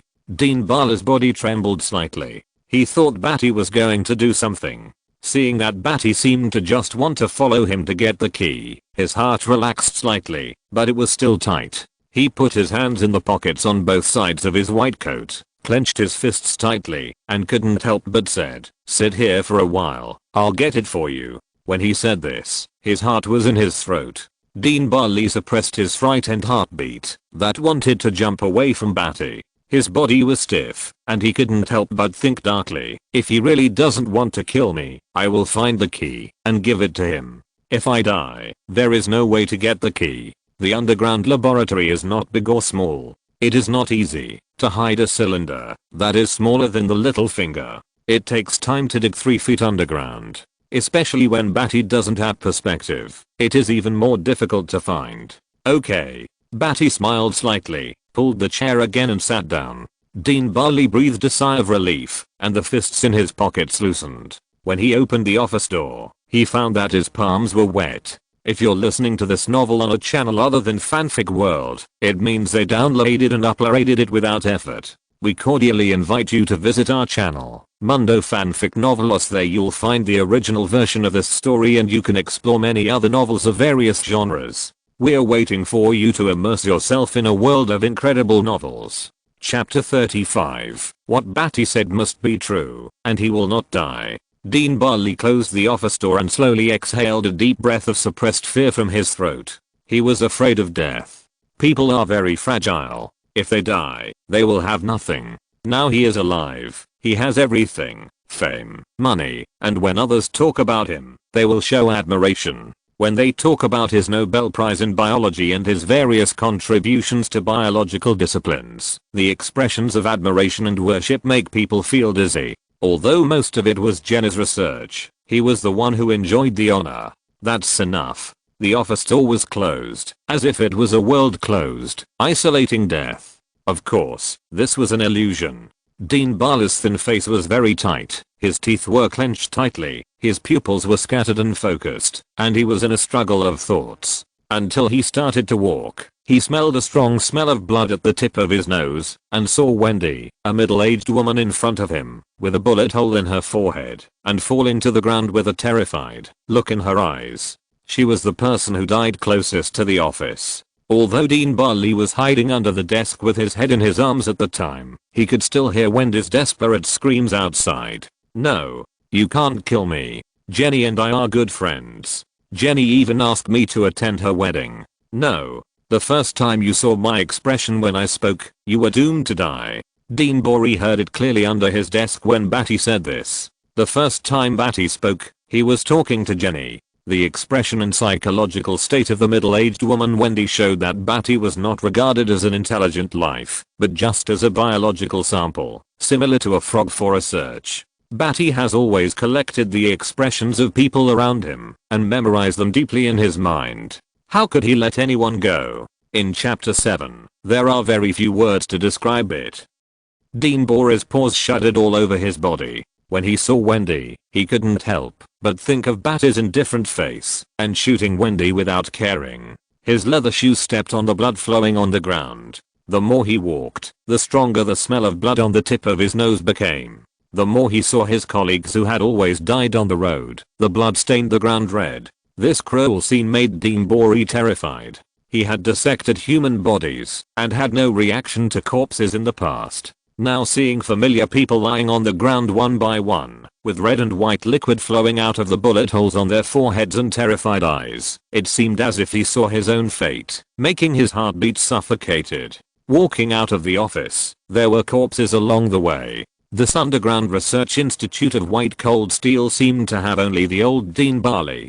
Deep and cold, it was as cold as a morgue. The sound of shoes echoed in this silent research institute, and there was an inexplicably strange and cold atmosphere. It was like a deserted corridor in a horror movie. Walking in the corridor, there was a strange atmosphere that made Dean Barley speed up his pace, and his face was nervous and sweaty. After passing 2 forks, he came to the white room. He did not go in, but in another corner, behind a metal pipe as thick as an arm, inserted his fingers into it, rubbed his fingers red, and didn't feel the skin peeling off, and desperately pushed out the key. The key was not kept tightly, but if you didn't know, you would never think that there would be a key hidden behind the fixed pipe where you walked. Dean Barley's old red fingers tightly grasped the key. Suddenly, sweat increased on his face, and his eyes were uncertain. Dean Barley was not sure whether he could survive after handing over the key, and whether Badi was worthy of trust. He was so nervous that his lips trembled, his eyes were uncertain, and he still hadn't made up his mind, so he subconsciously walked back. When he came to a fork in the road, Dean Barley's eyes were even more uncertain. The fear of death that Badi brought to him made him subconsciously want to escape. Going back would mean death. So from the other side, running up the stairs, could he be saved? He didn't know. But he was so scared and wanted to escape from Badi. Following his body's instinct, he did not choose the passage to go back to the office, but another way to the stairs. In the office, Badi, who had closed his eyes and concentrated, suddenly opened his eyes. He heard from his super hearing that Dean Barley went to the white room, then walked back and chose the passage to the stairs. Badi stood up, picked up the pistol from the desk, and pulled the gun to load it. He turned around and was about to open the office door. Badi suddenly stopped, put the gun back on the desk, and sat back in the chair. Dean Barley's instinctive fear drove him to flee from Badi. Even if he could flee just a little bit, it would be enough to make people feel at ease. Fear occupied his brain. Now he only had the panic of wanting to escape, and he had no rational thinking at all. Until he saw Slade's body lying on the side of the wall. Dean Barley's body couldn't stop trembling with fear. When he came to his senses, he realized that he was not far away from the office. The underground research institute base was not big, nor was it small. If you want to escape, it is really a short route. If you extend the stairs up a few floors, you will reach the underground floor. It's quite close. But when he saw Slade's death, he was so scared that he came to his senses and slapped himself twice in cold sweat. Papa. Are you looking for death? Dean Barley slapped himself hard, angry at his stupidity. Even if he could run, could an old man run faster than Badi? Badi was in the office. If he didn't see me coming back and chased me, that would be a real dead end, and no one could save me. Dean Barley slapped himself twice, and his mind became more flexible. He found that he could only beg Badi to give him life, begging Badi to really have feelings for Jenny, and entrust Jenny to him. After all, didn't Jenny die? And I didn't make it difficult for Badi in the past. With the example of Jenny's survival, I might not die. Didn't Badi also say that he would not kill me? Dean Barley thought about it, and found that there was a great possibility that he would not die. If I took Badi's key and ran away, that might be the real death. Otherwise, I could tell Badi where the gene serum was to increase my chances of survival. After thinking about it, Dean Barley glanced at Slade's corpse, and then walked back to the office. This time, he was full of confidence that he would not end up like Slade. I have never made things difficult for Badi. I have never stopped Badi from basking in the sun, and I have even brought Badi and Jenny together. Badi had deliberately spared Jenny's life, and as a role similar to Jenny's father, I was personally entrusted by him to take care of Jenny. How could I die? Dean Barley thought about it, and found that he was really like a noble person in Badi's life. Whether it was basking in the sun, or bringing the two together, there was the shadow of me helping him. What Badi said must be true, and I will not die. Bang. Chapter 36 Artificial Intelligence. Dean Borey is dead. He held the key tightly in his hand as a life-saving talisman, and opened the office door. Badi stood up from his chair, turned around and saw the key, and his right hand swept the pistol from the table. Bang! Badi's steps were slanted, and the M9 pistol in his hand swung left and right, like clearing fog, and the blood and brain matter stuck to the gun body with the gun body, so that it didn't fall on him. Badi's left hand reached for the key tightly in front of his chest. Dean Borey's hand was tightly holding the key, and he couldn't help but be lifted up by Badi's key. Then Dean Borey fell to the ground with a look of astonishment, and the key in his hand was also pulled out by Badi. Until he died, he didn't know why Badi was so decisive, and killed him without hesitation. The key was really too important to Badi. The artificial intelligence inside directly surpassed the hundreds of years of time on this planet. Once lost, it would be almost impossible to achieve his goal in decades. Inside was also the Kryptonian genetic technology data he had recorded. If Dean Borey can effectively extract it, in just 5 years, it will be enough for the Earth to surpass hundreds of years of technological accumulation. It will be enough for the Earth to soar out of the solar system. Rubbing the key that still had the residual warmth of Dean Borey, Badi was completely relieved. His cold eyes could not help but slightly smile, and the corners of his mouth curved. He threw the M9 pistol stained with a little blood and brain on the body of Dean Borey, and then he opened the door and stepped out of the office. Turning through several corridors, Badi came to an evolution measurement room, which was originally used to evolve and calculate the reaction of laser radio frequency, the reaction calculation of physical particle variables, and the error of missile guides. In short, Badi needed to use the backward computer of the 1981 era. In this era, there was not even a Windows operating system. I don't know which genius compiled an operating system that made it easier to operate the military's high-speed computing computer. In Badi's eyes, it was full of loopholes, and was just like shit. Badi frowned and directly dismantled the host. The CPU was connected to the port contact of the key with 2 wires. 80 million operations per second? Badi's face suddenly looked a little ugly. This is not just ordinary scum, it is super scum. In 2010, the CPU main frequency of ordinary civilian computers was between 250 million and 350 million times per second. In comparison, the current military's most advanced computers will not be as good as civilian home computers after 2010. This shows that the development of technology is really like flying. In the future, on June 18, 2012, the International Supercomputer Organization announced the latest list of the world's top 500 supercomputers. The continuous computing test of the American supercomputer Sequoia reached 163.24 trillion operations per second, and its peak computing speed was as high as 201.32 trillion operations per second.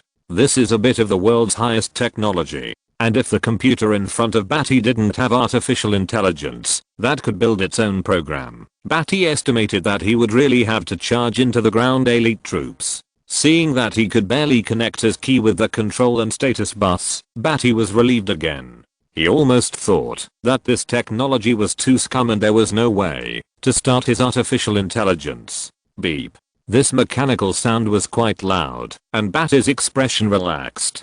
Seeing a black program box appear on the slightly curved grey-black transparent screen, Badi's heart was excited, and he almost wanted to clench his fist and hit the sky excitedly to vent his excitement. Even when he was killing all the way, he had not been so excited. He was basking in the sun, which was a moment worth being excited about. This moment was even more exciting, making him look forward to the future. Badi's eyes were bright, and he pulled a chair over and sat down. In front of the computer, his 10 fingers flew out of the phantom and typed out the startup programs that had been prepared long ago. After the startup program was completed, Badi pressed enter, and the host computer hummed loudly in an instant. The silent room suddenly rang with the sound of mechanical loading and overclocking at a speed beyond its own computing speed, as if the mechanical parts inside were trembling and trying their best to use up their last bit of strength. Badi listened to the sound and was frightened. Even when he fought Zod head-on, he was not so frightened. He was really afraid that this so-called high-tech would suddenly start smoking and burning. The computer screen began to flash non-stop, automatically loading and creating a series of software. The background was directly controlled, smashing the entire operating system to pieces, and then re-establishing a new system. It was only a dozen seconds later that the screen suddenly became brand new, and the humming sound of mechanical loading and overclocking slowly stopped. Success. Badi was suddenly happy in his heart. Fortunately, the overclocking did not blow up the computer. The big stone in his heart finally fell. Beep. The first stage of artificial intelligence awakens. Please enter the password. Password.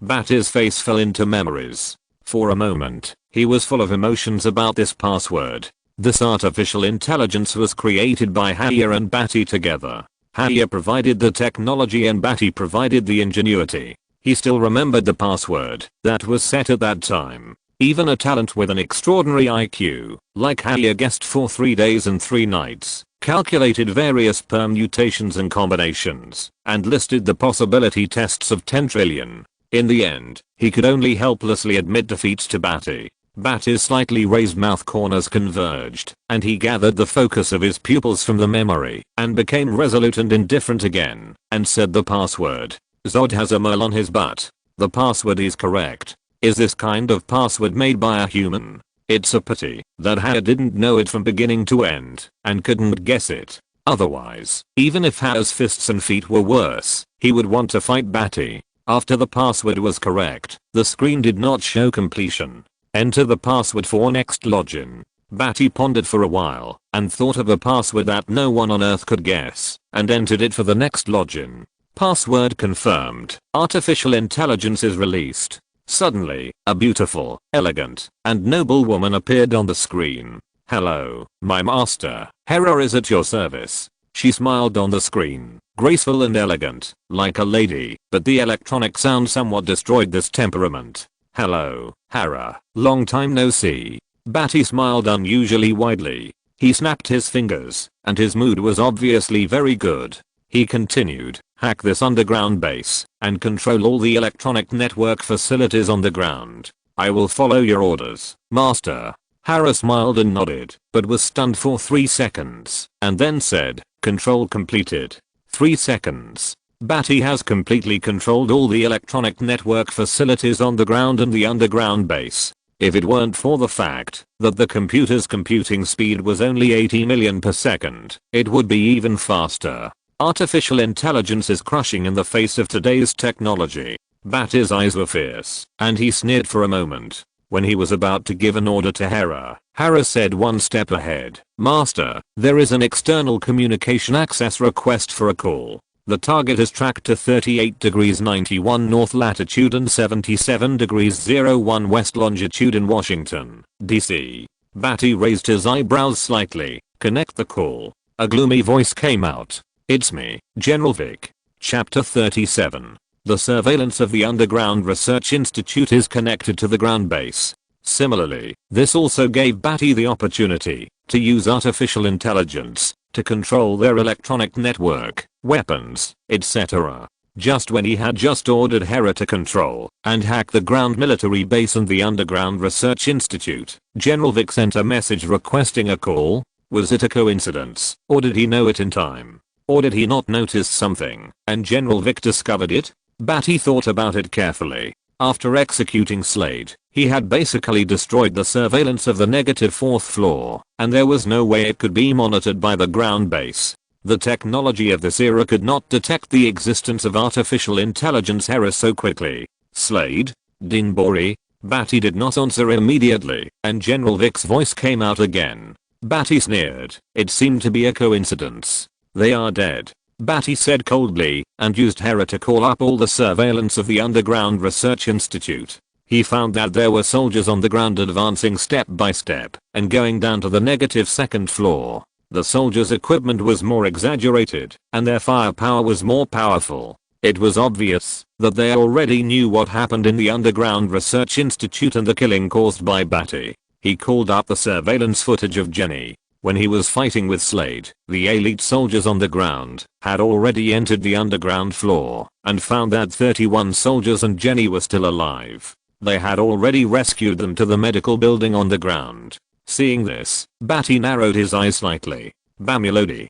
General Vic's voice sank. Yeah. Badi responded coldly. General Vic couldn't do anything to him now. At most, he could only call the soldiers in to die. Badi was also waiting for him to call the soldiers down to the underground base and directly activate the poison gas to poison them to death. Wearing a gas mask was useless. There was still a second level poison gas that could take effect quickly after skin contact. This underground research institute had 3 types of poison gas. The third level poison gas hydrogen cyanide required breathing to cause poisoning. The second level poison gas dichlorophyll sulfide, which was poisonous when it came into contact with the skin. And the first level nerve gas VX nerve toxin. Badi suspected that he might not be able to survive this kind of poison gas for long, so he didn't dare to activate it. Bamulodi, you can endure until this moment. You are not a fool. Let's cooperate. General Vic's tone was filled with suppressed anger. His confidant Slade died, Dean Bori died, and at least more than 300 people died in the Underground Research Institute. Even if he was a general, it would be difficult for him to cover up such a thing. Once the real purpose of his research here was exposed, even he would be in great trouble.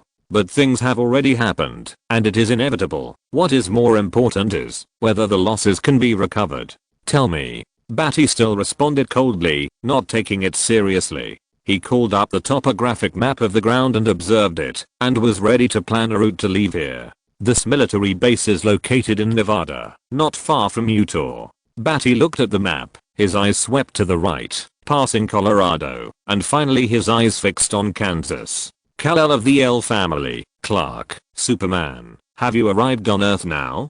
Badi's eyes flashed coldly. I can give you everything you want. Become a researcher under me, help me study genetic engineering, and strengthen my armed forces. You will gain more than you think. General Vic said in a deep voice. It didn't matter if he lost everything. Slade and Dean Bori were just pawns in his hands. Anyone who was useful could be replaced. Badi's value was unmatched by them. If he could really get Badi's help, he would be better than 100-old Dean Bori. Okay, come over now and let's talk. Unexpectedly, Badi agreed directly, but the agreement was too quick, and without any sincerity.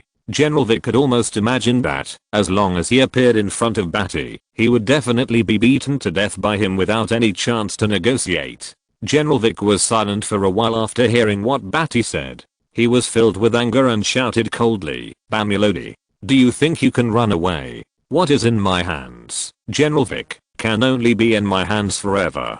Above you, there are 15,000 well-equipped soldiers, large caliber heavy machine guns with more powerful firepower than automatic rifles, and BGM-109B Tomahawk missiles, which are enough to bomb you into pieces. Your so-called strength is not worth mentioning.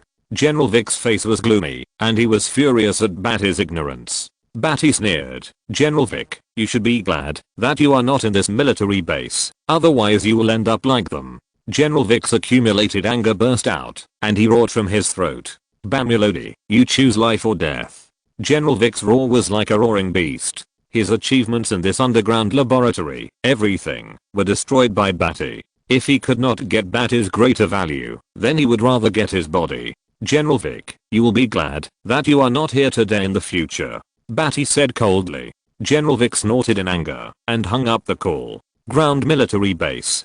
Command Center, which is in charge of Brigadier General Kager. Although Brigadier General Kager has a higher rank than Slade, in General Vic's mind, he is inferior to Slade. This can be seen from the fact that he has never stepped into an important underground research institute. Brigadier General Kager has a lot of complaints about this, but Slade is indeed better than him in all aspects except for his rank, whether it is appearance, height, command, combat, firearms, everything is better than him, which makes him even more dissatisfied. Sometimes even Slade can command the ground military base in the Underground Research Institute, making Brigadier General Kager like his string puppet, which makes people angry. Therefore, when Slade caused trouble in the Underground Research Institute and let the aliens escape and fight below, Brigadier General Kager felt a little happy. You Slade also have this day. But as Badi killed too many people, his heart gradually turned cold.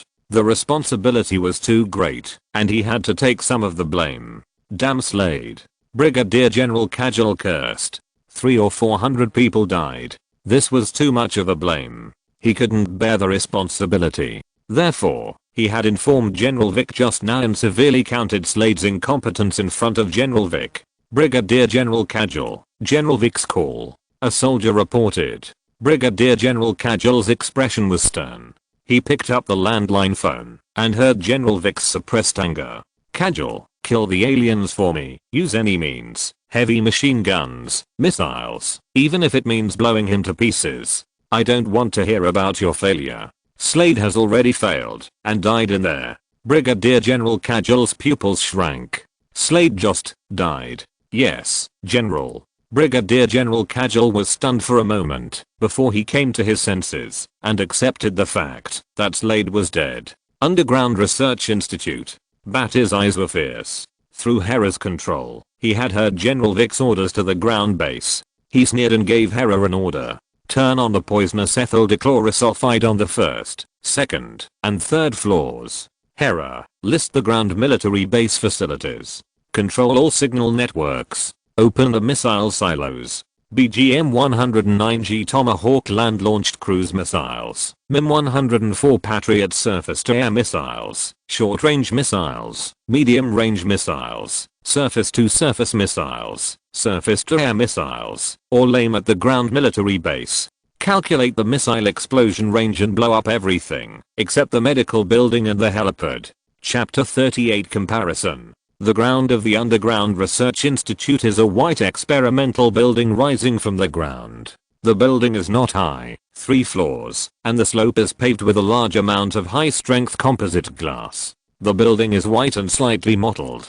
It looks like it has been settled for a certain period of time and has been refurbished with composite glass, a combination of old and new. The experiments here are just ordinary, and it feels like the storage of materials and equipment in the Underground Research Institute. But because of the existence of the Underground Research Institute, the access is the highest. Usually, the entrance here is strictly controlled, and it is the highest level place in the entire military base. Now the swords are drawn here, the sun is scorching the ground, and the twisted heat rises from the ground. A sense of danger of war is emanating from this strict experimental building. The 7th Squadron carries Vulcan heavy machine guns mixed with GAU-8A aircraft cannons around the White Archive building. The total height is 20 frames. The rotary firing rate of 5,000 rounds per minute makes it a terrifying killing machine. It can easily use armor-piercing bullets to destroy T-72 tanks and M48 tanks. The dark and thick rotary machine guns are controlled by soldiers with solemn faces waiting for orders. 13 ground-mounted BGM-71 TOW anti-tank missiles were on their launch pads. Once a target appeared, missiles capable of tearing apart tanks would be ejected, treating it as a tank. There were hundreds of manually shoulder-mounted FGM-143 Javelin missiles, carried by soldiers guarding everywhere, ready to be launched at any time. In addition, a large amount of C4 explosives were set up in the White Archive building, at the only exit of the Underground Research Institute. At short range, there were soldiers with automatic rifles and grenades. Medium-range heavy firepower rotary Vulcan cannons. A little further away, 6 M101 Abrams main battle tanks, with their muzzles aimed deeply at the White Archive building. A little further away, there were more than 20 soldiers holding Barrett Light 50 M82A1 sniper rifles lying on the upper floor. The 12.7mm caliber king of snipers, even if Barrett could barely withstand the bullets of the M16 automatic rifle, could not withstand this huge killing weapon. If he was hit by a bullet, it could basically be said that half of his body was blown apart, and he died a miserable death. The elite armed forces, which totaled only 2,000 people, surrounded the White Archive building tightly. Once Badi appeared, he would be subjected to a crazy ammunition baptism, which was so tragic that even a hornet's nest could not describe it. In addition, there were nearly 10,000 soldiers on emergency standby, who would constantly support the battlefield. Every soldier smelled the breath of war in the air. It was hard to imagine that such an elite force and war equipment were just to kill one person. All the war weapons here would die against one person, even if they had a force of more than 10 tons and a body that could not be shot into flesh by rifles. The power of the equipment here was so strong that it was no longer a battle in the alleys of the underground research institute, but a real way to crush and destroy the opponent with huge power. General Vic was not joking. If Badi rushed up, he would really have no way out. This was a real hail of bullets. The command room of the ground military base. The deployment of the 7th Battalion's Vulcan heavy machine guns has been completed. The vehicle-mounted BGM-71 TOW anti-tank missiles have been targeted. The M101 Abrams main battle tank has been adjusted. The snipers are in place. The assault troops encountered a poison gas attack from the Underground Research Institute. Toxic gas was released on the 1st, 2nd, and 3rd floors. According to the monitoring and the initial appearance of erythema on the soldier's skin after being poisoned, it was a highly volatile dichlorophyll sulfide, or mustard gas, improved by the Underground Research Institute. The soldiers reported the deployment in an endless stream. Brigadier General Cager made a prompt decision. Let the assault troops retreat, put down the manual cross partition, and let the heavy firepower team put on gas suits and gas masks, and advance step by step. Don't rush. The inventory records show that there are 100 sets of gas suits and gas masks that can defend against level 2 gas. The heavy firepower troops have received the order and are expected to enter the Underground Research Institute within 3 minutes. The soldier reported. Brigadier General Cager was silent for a while, his eyes flashing with thought. Brigadier General Cager was half a head shorter than Slade and looked a bit skinny. Although he was inferior to Slade in many aspects, he was definitely not bad to be able to sit in the position of Brigadier General. The most impressive thing was his eyes, which were always in deep thought and wisdom.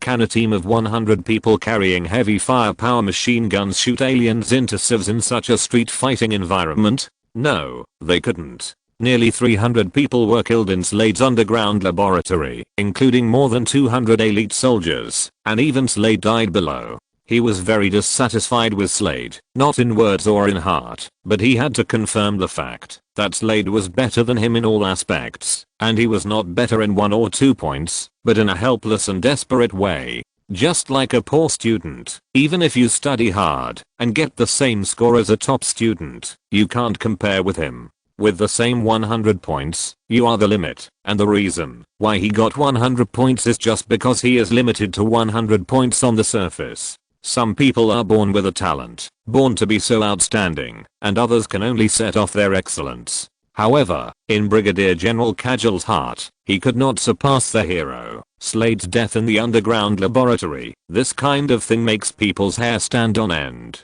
He and Slade had come together in the Vietnam battlefield, compared, and he was despised without hesitation. If one day I die in the hands of others, it will not be carelessness or accident, but he is stronger than me. Brigadier General Cagel narrowed his wise eyes and gritted his teeth. It was not until this moment, when Slade died, that he was convinced by him. Remind me even after death. Brigadier General Cagel felt a little regretful about the death of the hero, and then his face became serious, his eyes were bright and his spirit was shining. Slade, let me do what you couldn't do. Let me kill this alien. A cluster of inner heat burned from his heart, as if he had returned to the Vietnam War, the moment when he and Slade hunted heads to decide the winner. It was just that he lost at that time. And now, Brigadier General Cagel's face was cold, his eyes were like torches, and his voice was cold. The heavy firepower team suspends entering the Underground Research Institute. Close all the ventilation holes in the Underground Research Institute. If they cannot be closed, block them. Every 2 minutes, send a soldier wearing a gas suit to the Underground Research Institute to throw incendiary bombs. Brigadier General Cagel issued an order. This unfair war would not be fought in a narrow place like the Underground Research Institute, because there was a precedent. The strongest man in the army, such as Slade, died in such a place. Brigadier General Cagel did not think that he would win if he sent his troops down. The large ground forces, missiles, tanks, more than 10,000 soldiers, powerful weapons sweeping across, and unmatched firepower crushing were his advantages. The Underground Research Institute has always had only one entrance and exit.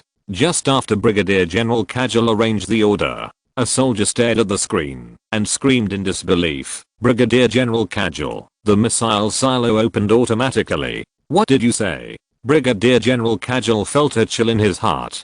Chapter 39 Don't come back. A soldier stared at the screen and screamed in disbelief. Brigadier General Cager, the missile silo opened automatically. What did you say? Brigadier General Cager's heart was chilled, his hands and feet were cold, and the ambition he had just given the order, the flame in his heart, that compared with Slade was instantly extinguished. There are 17 missiles in the missile silo, and there are 5 missiles ready to be launched at any time. That is to say, there are 5 missile warheads with equivalents of 30 tons, 70 tons, 300 tons, 6,000 tons, and 10,000 tons that are out of their control. To put it simply, the nuclear bomb dropped on Hiroshima, Japan is approximately equivalent to 13,000 tons of TNT. 5 missiles filled with ordinary explosives with an equivalent of about 16,000 tons can completely cause a greater horror than Hiroshima. It can completely destroy this military base with more than 10,000 people, and destroy it very thoroughly. The monitoring of the Underground Research Institute is disconnected. The control program of the missile silo is not responding. Multiple BGM-109G Tomahawk land-launched cruise missiles, MIM-104 Patriot surface-to-air missiles, short-range missiles, medium-range missiles, surface-to-surface missiles, surface-to-air missiles. The control program is not responding. Some of the missiles controlled by the vehicle network are not responding. Brigadier General Cager's pupils dilated. At this moment, all wisdom was useless. The chill in his spine rose to his head, and his body stiffened. The missiles in the missile silo plus the missiles on the vehicle, all missiles that can be controlled by the electronic network have been completely deprived of control. Once the missiles here explode, they can completely flatten this military base. Brigadier General Cager, someone has hacked into our control system from the inside. A soldier shouted, and began to scream. They tapped on the keyboard, but they couldn't control anything. Brigadier General Cager even began to sweat on the soles of his boots. He shouted in horror, "Can we take back the control?" "No way. The other party is silent. We can't even find any traces. The other party's computer level is better than anyone today. We can't do anything." A professional computer soldier shouted in disbelief. This was not like a computer crash, but more like a supernatural event. He didn't find any traces. Brigadier General Cager's face was very ugly. His hands were clenched tightly, and his palms were full of sweat. This was a kind of despair, a kind of powerlessness. He suddenly remembered Slade's death. He didn't know if Slade had also faced this kind of despair, this kind of crushing despair. Under the missile, there is no egg. At this moment, the strategy of luring Badi out, sweeping with firepower, and being as steady as a dog was useless. Once the missile was launched, it was over. Cut off all the current, shut down the power pile, and prevent the missile silo from launching. Brigadier General Cager's eyes were wide open, bloodshot, and he roared loudly with a broken mind, as if this could bring him a little courage. After all, computers are just electricity. Without electricity, there is no root for duckweed. He thought with a broken heart. Soon, the humming machine in the command room made a mournful sound, and the lights gradually dimmed, making the soldiers and Brigadier General Cager feel relieved, and a little panic in their hearts. Every soldier in the dark looked at each other in fear. The power of a 16,000-ton equivalent missile had been seen in Hiroshima and Nagasaki during World War II. This kind of weapon that can destroy the world is terrifying to everyone. Despite the power outage, Brigadier General Cager did not relax at all. He was always holding his heart tightly, and it was a little difficult to breathe. He had to take big gulps to breathe.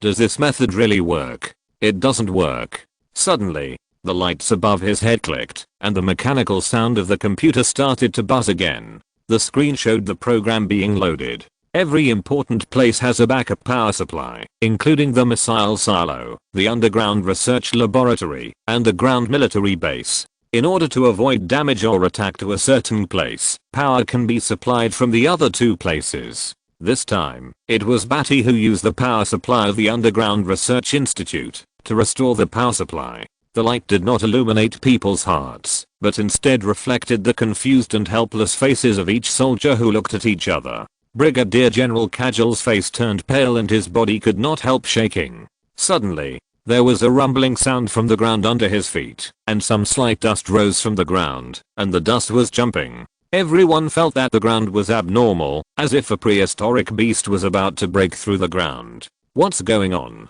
Earthquake?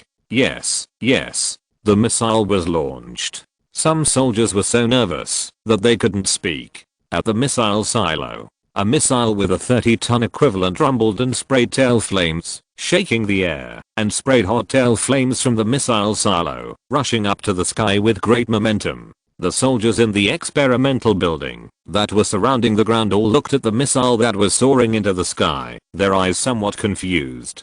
The rumbling noise in their ears made everyone buzz, and they couldn't help but think, what kind of enemy needs to use the launch silo to launch missiles? Is the enemy's army coming? Brigadier General Cage's face was pale, and cold sweat beads from his forehead, and flowed down again. His legs were sore, and he stumbled out of the door of the command room. He just saw the 30-ton equivalent 10-meter long Patriot 4th missile rumbling and rising with a tail flame. The scorching tail flame seemed to burn through the sun to his body, making his face sweat. Behind Brigadier General Cage, a group of soldiers followed and rushed out. There was no point for them to stay there. Badi cut off their communication and computer control. Now they could do nothing.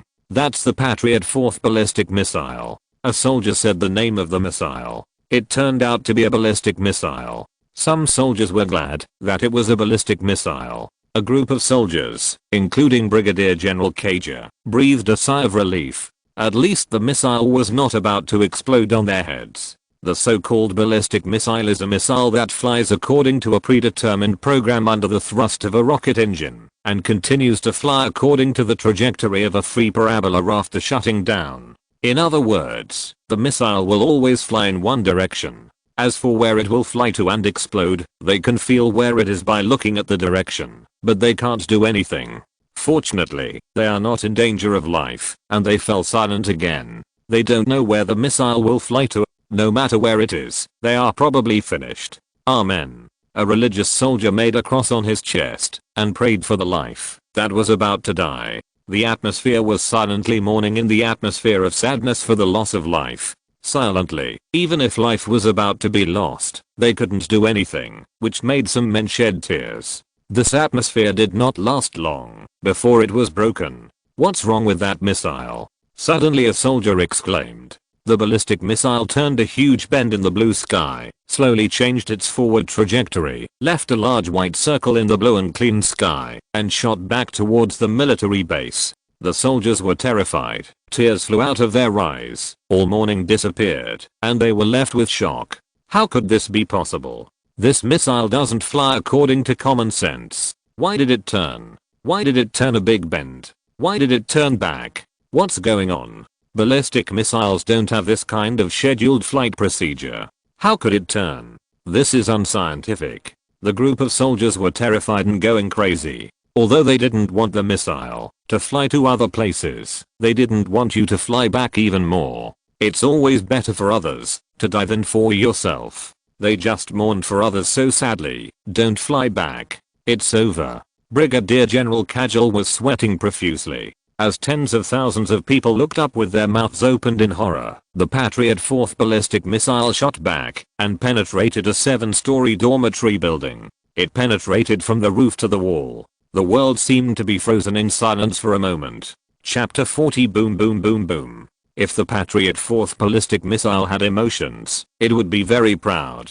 It was now truly the eye-catcher of the masses. In the midst of the terrified gazes of 17,000 people, it plunged into the 7-story soldiers' dormitory building. At this moment, time seemed to be used to lift everyone's hearts to their throats, making them speechless and staring with terrifying expressions. The sky, the ground, the air currents seemed to lift their hearts to their throats for a long time, and the world was silent for a moment. The expected explosion appeared in front of them. The 7-story soldiers' dormitory building first cracked, and then the cement on the wall shattered into dust. This process was too fast for the human eye to perceive. Everyone first saw that the 7-story soldiers' dormitory building suddenly turned into dust all over the sky and rolled up, and then the heat energy from the explosion of 30 tons of gunpowder inside gathered into an irregular fireball, rising upwards, mixed with the dust and rolled together. The irregular fireball burned all the dust, and then the kinetic energy was extrapolated.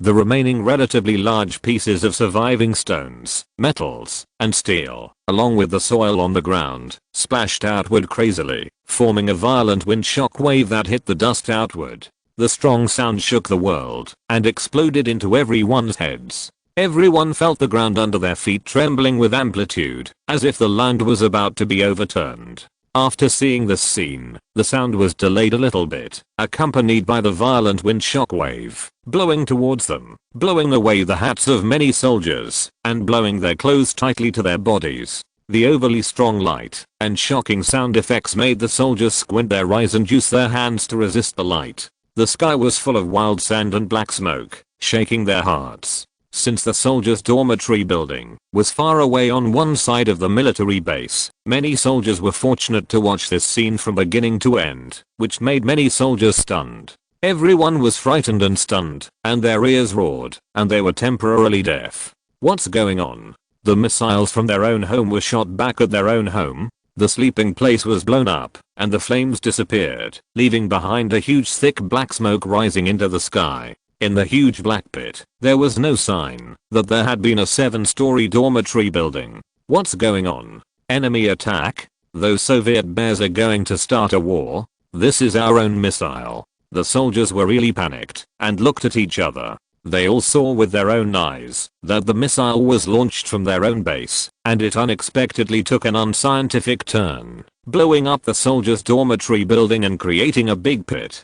Even the nearby buildings were tilted and cracked due to the shaking of the terrain, becoming ruins. The major, lieutenant colonel, and colonel who led the team looked for the reason, and finally found the reason in a group of soldiers who should have been in the command center, and Brigadier General Cager, who looked extremely ugly. The base's network facilities were hacked. Those who heard the news on the spot were struck by lightning. This matter was too big, too tragic, and too frivolous. How could the facilities of a military base be controlled so easily? The 10,000-ton equivalent missile that lost its control room made them think of the tragedy on the 2 islands of Japan.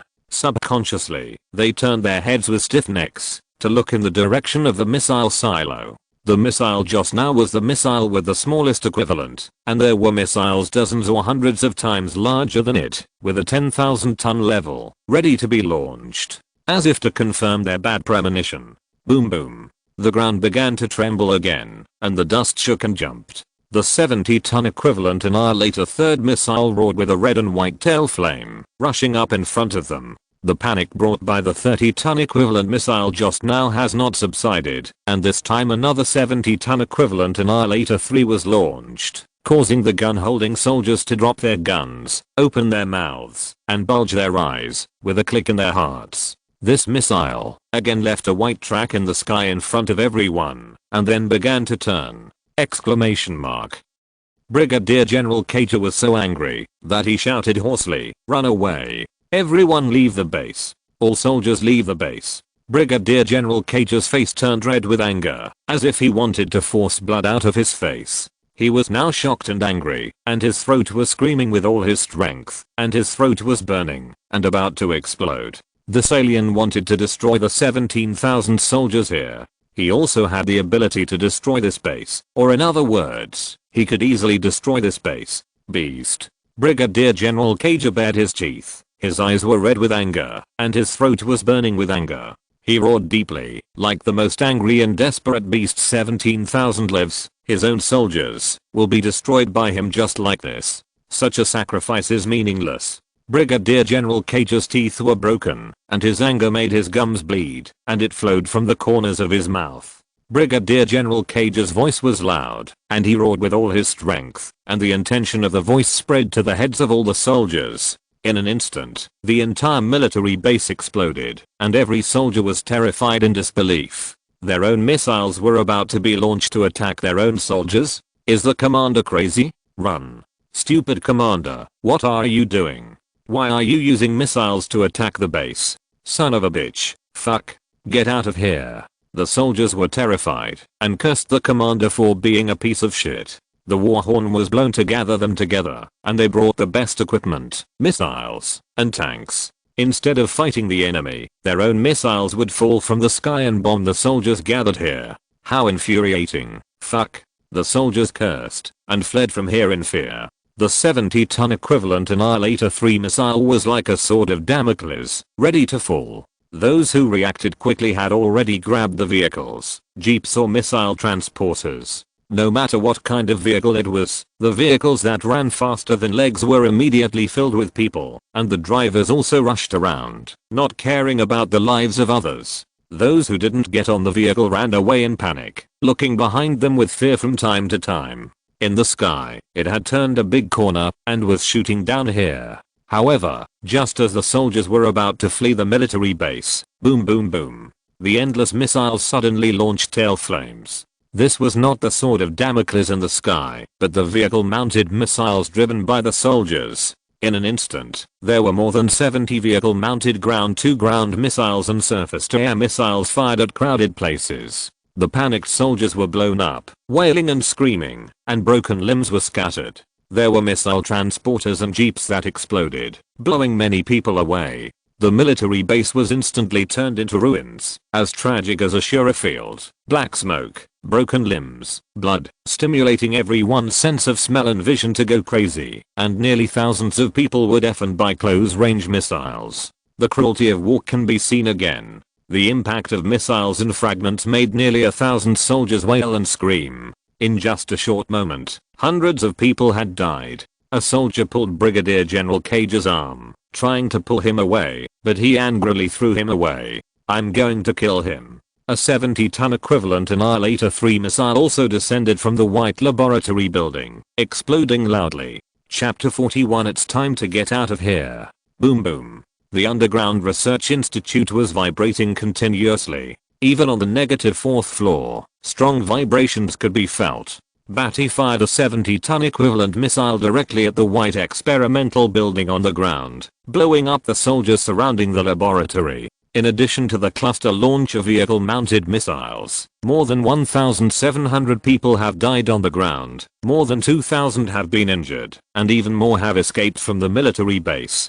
After all, the next round will be a 300-ton equivalent missile bombing, and no one wants to die. The explosion of the experimental building and C4 caused the stable underground research institute to feel strong amplitudes, but fortunately the underground research institute has 2 layers of metal reinforcement, which can easily defend against such external vibrations, but the exit may be blocked. Badi's face was calm, and he looked at the map of the Nevada area without being moved. There are nearly 132 military bases among them, which is a very crazy number. There are so many military bases in just Nevada.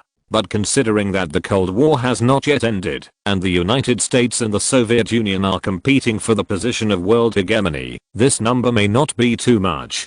Because the United States has established as many as 5,000 military bases around the world, strictly speaking, these 132 military bases are not many. It is better to say that these 132 military bases are most likely loyally guarding Area 51 under the pretext of the Cold War. The military base above Badi's head can be said to be the outermost, small military base, not far away from Utah and Idaho. Badi looked at the map calmly with a sharp gaze, planning how to escape from here. There are too many missile silos and military bases in Nevada at this time. Some of them are prepared to deal with the Soviet Union during the Cold War, and some of them are meant to guard Area 51. But this is a double whammy for Badi. Even if he controls nearly 16,000 tons of missiles and blows up this military base, it will not help. There is a larger military base 500 kilometers away. The worst thing is that the military base has the latest fighter jets, F-15 Eagle fighters and F-16 Fighting Falcons. The military base above Badi's head only has helicopters. Even if Badi leaves by helicopter, in less than half an hour, a fighter jet will come from 500 kilometers away and attack him with missiles. Badi doesn't mind riding on a fighter jet like in the movies, blowing up the cockpit directly and taking the pilot out and smashing him. But there are too many uncertainties. After all, he can't fly, and at an altitude of thousands of meters, there are not many opportunities. Badi pondered, Hera, launch a cruise missile with a capacity of 10,000 tons and 6,000 tons towards the military base 500 kilometers away, aim at their helipad, and blow up all the fighter jets. Master, when we launched the first missile, other military bases had already detected that the missile was out of control. At a distance of 500 kilometers, there is a 90% chance that it will be intercepted and detonated in the air. Hera replied. Badi nodded. It doesn't matter, time is running out.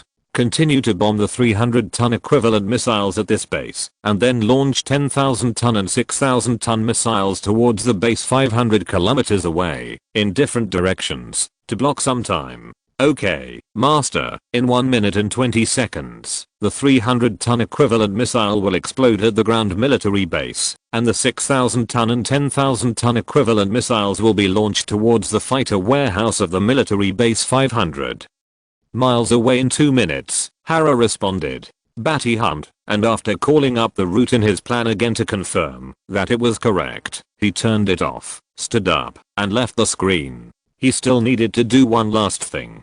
Clear the traces he left behind. Krypton's genes were too powerful, and Badi would not let humans use their genes for anything.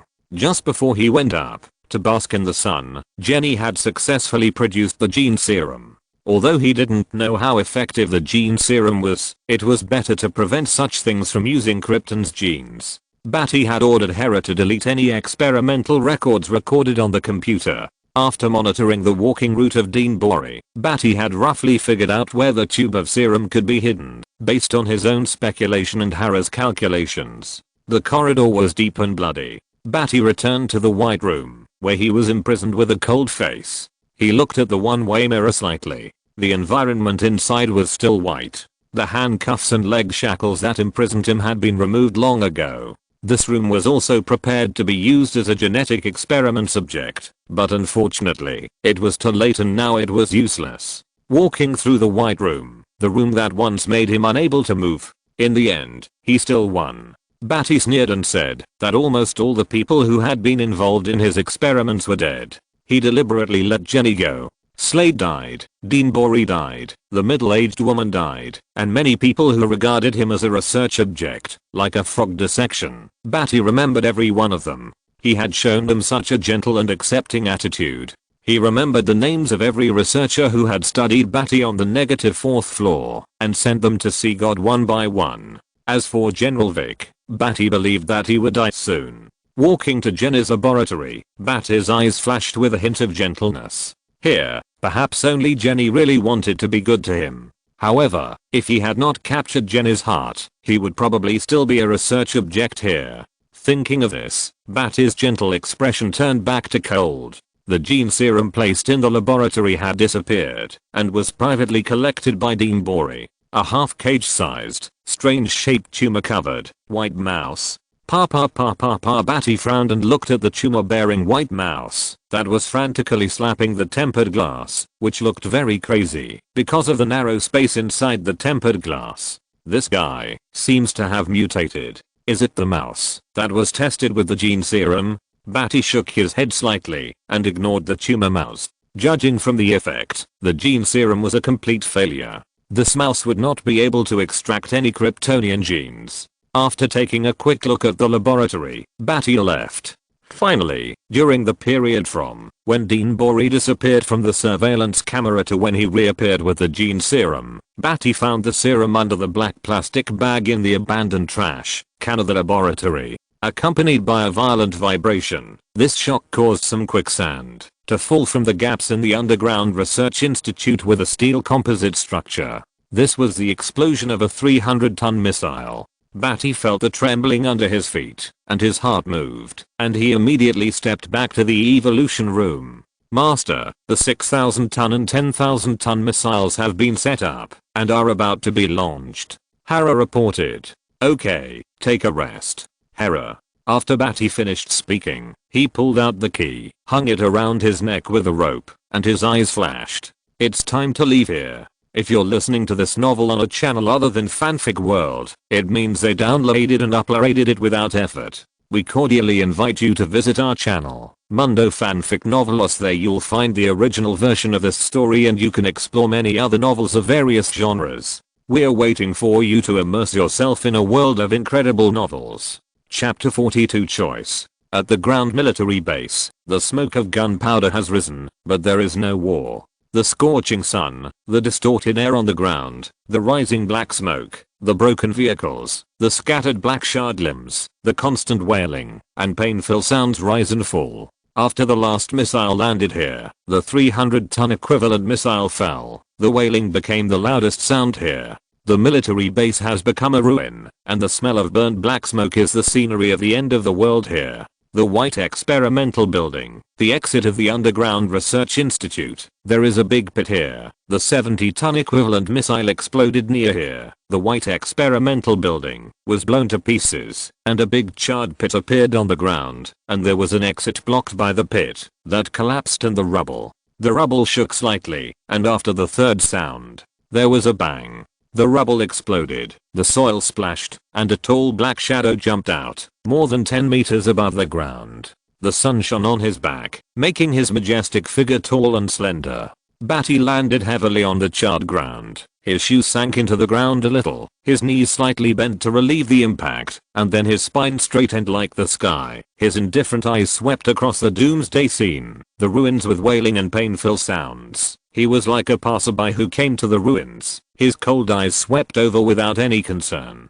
The sun shone on him again. The Kryptonian gene that had awakened in Badi's body was like an empty pot with the lid opened, pouring countless solar water. He raised his head slightly, facing the sun. His whole body was warm, as if he was soaking in a hot spring, and it was like eating soft food that could fill his stomach in extreme hunger, making his body stronger and stronger little by little. He seemed to be able to feel that every ray of sunlight entered his skin, pores, and the deepest cells, absorbing the sunlight perfectly, and the cytoplasm strengthened his body, and every ray brought him comfortable and powerful changes. Badi narrowed his eyes slightly and faced the direct sunlight. His eyes felt a little numb and tingling. He could predict that, as long as he stayed in the sun for a while, he would be able to easily acquire microscopic vision and X-ray vision, store similar energy in his body, and finally stimulate thermal vision. This would not be difficult, and would require accumulation. A faint halo began to appear on Badi's face again.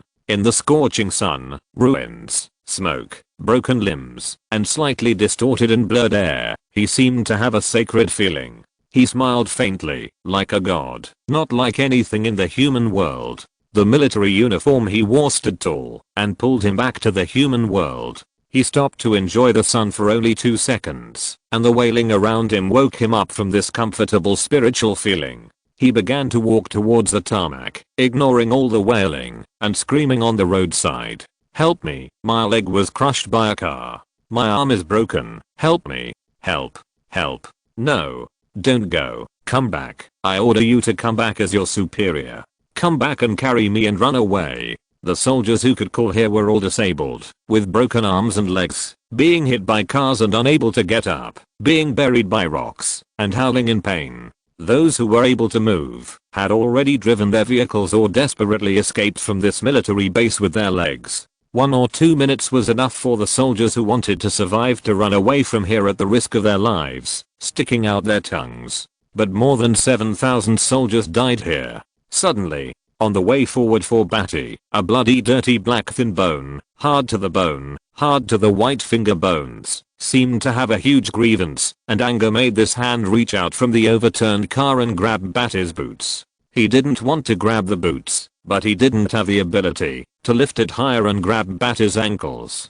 This hand grabbed onto Badi's boots. The finger bones were very strong, and the veins on the back of the hand were clearly visible even under the blood and dirty mud. However, Badi didn't even look at him, and continued to walk in his direction. The strong fingers couldn't stop Badi's forward steps at all, and he was kicked away by him.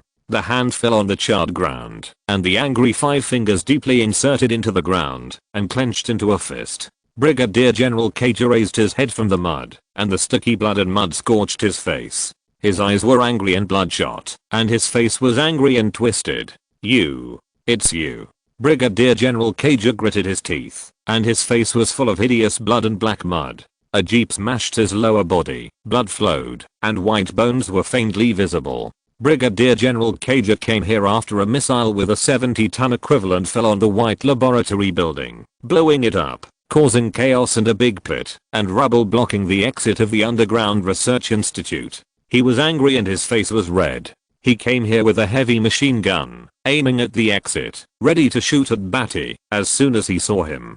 But unfortunately, sometimes things don't go as planned. A vehicle-mounted ground-to-ground missile from the artificial intelligence Harrier accidentally exploded next to his vehicle, directly overturning the vehicle he was driving.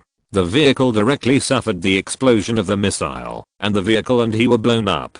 He fell to the ground, and the car body hit his lower body tightly, smashing half of his body, and his white spine was exposed. He was actually right. After the 70-ton equivalent missile blew up the white laboratory building, the vehicle-mounted missile was almost fired again, and then he came here to ambush Badi, because he could see that the missile was controlled.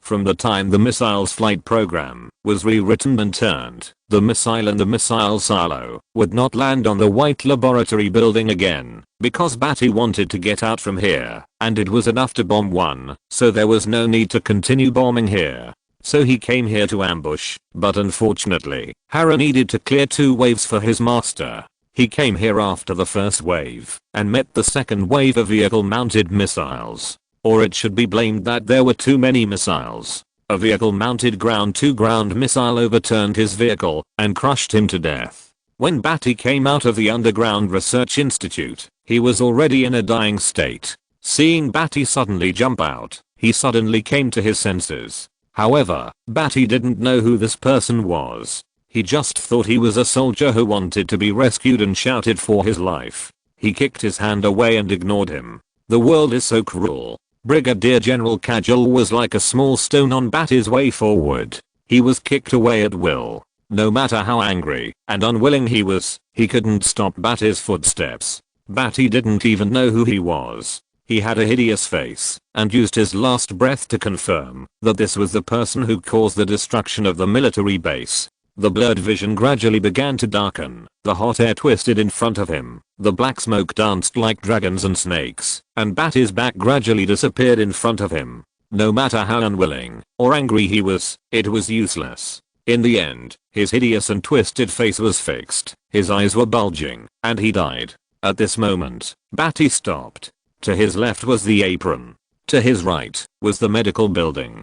Chapter 43 Step out. Badi paused. The wind brought a burning smell. He was the only one standing alone in the ruins. His eyes were no longer cold, but slightly condensed and warm. Badi reached back with his left hand. Jenna's gene serum was inserted into the left waistband. The test tube was cold to the touch. In the sunlight, the blood-colored liquid swayed and shone like a ruby. This was the gene serum Jenny made in order to help him stand up.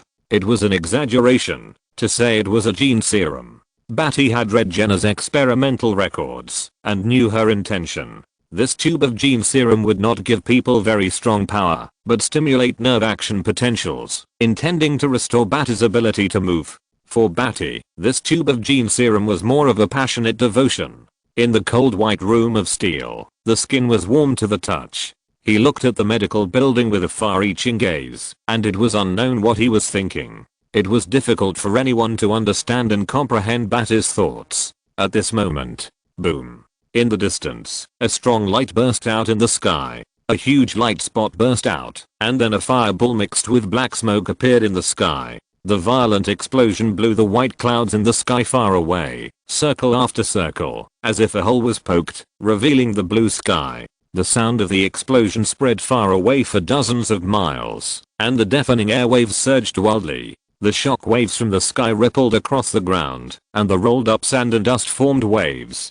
Ah! The roaring sound and airwaves made the soldiers who were already seriously injured scream even more miserably. Their ears were full of the noise of the explosion, which was deafening. Some of the seriously injured were so shocked that they died of internal bleeding and suffocated by the roar of the brain. Badi stood in the strong wind, and the rumbling sound in his ears was like thunder. The wind and waves surged wildly, blowing his clothes tightly and making them rustle. He was like a lone traveler standing on the top of a mountain, being blown by the strong wind but not falling. He was a lone traveler with supreme faith and perseverance, looking at the medical building alone and majestically, with indescribable feelings. This was a cruise missile with a yield of 6,000 tons that was detonated. The military base 500 kilometers away had already noticed the threat of the cruise missile and could not contact the military base, so it decisively intercepted and detonated it in the sky. At the same time, there was another direction, with a cruise missile with a yield of 10,000 tons.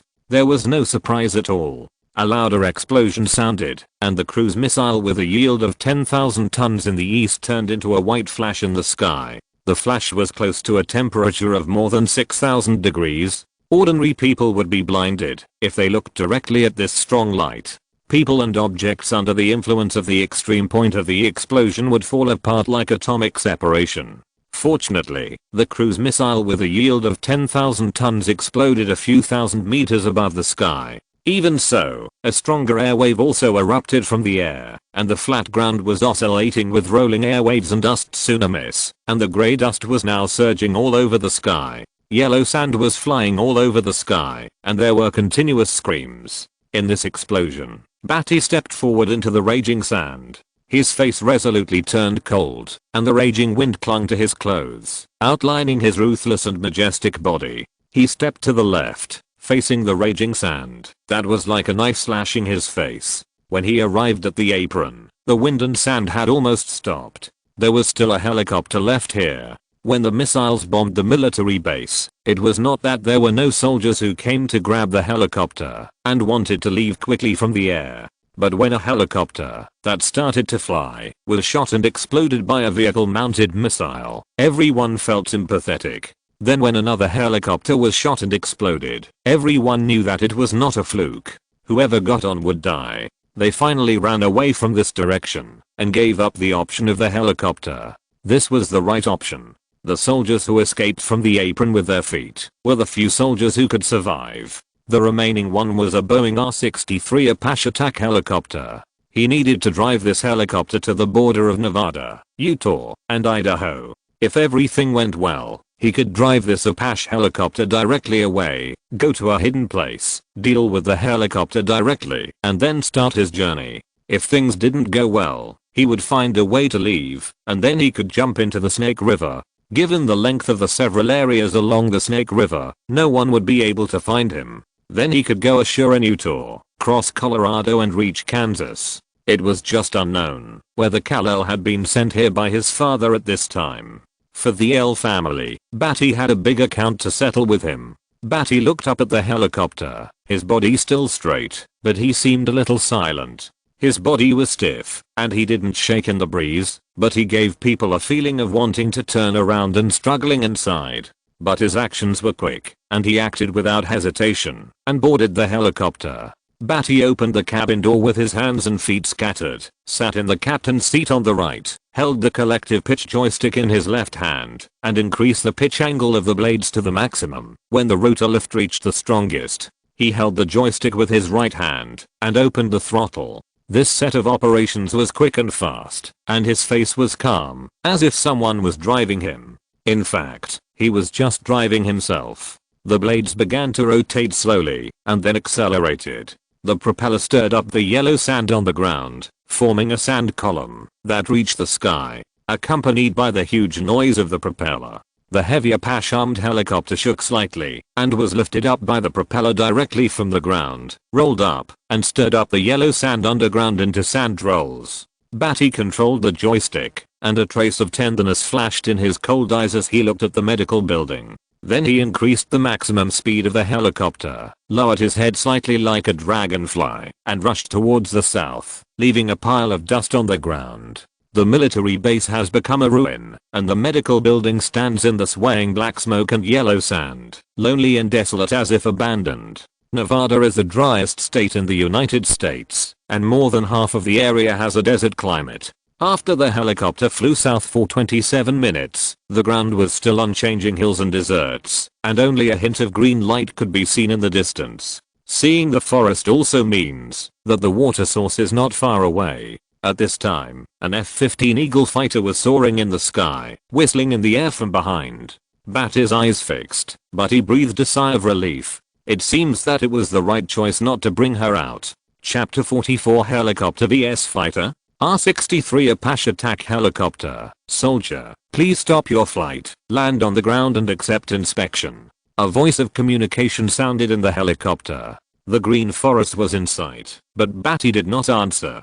The helicopter continued to move towards the Snake River. It was now about 1,500 meters in the air, still about 18 kilometers away from the Snake River. The R-63 Apache attack helicopter had an M230 300mm chain gun on the nose, and 2 anti-armor missiles were hung on the short wings of the fuselage. This Apache attack helicopter was not the R-64 that ranked first in the comprehensive ranking of attack helicopters in the world in the future, but its predecessor. There were also fewer weapons and equipment. The only thing that could compete with the fighter was 2 anti-armor missiles. If they hit, it would be good, but if they didn't, it would be finished. The chain gun would probably not be able to get any good results when facing the Eagle fighter, and it would be normal to shoot into the air. The R-63 Apache attack helicopter has a maximum flight speed of 265 km per hour. The F-15 Eagle fighter has a maximum flight speed of 1,482 km per hour.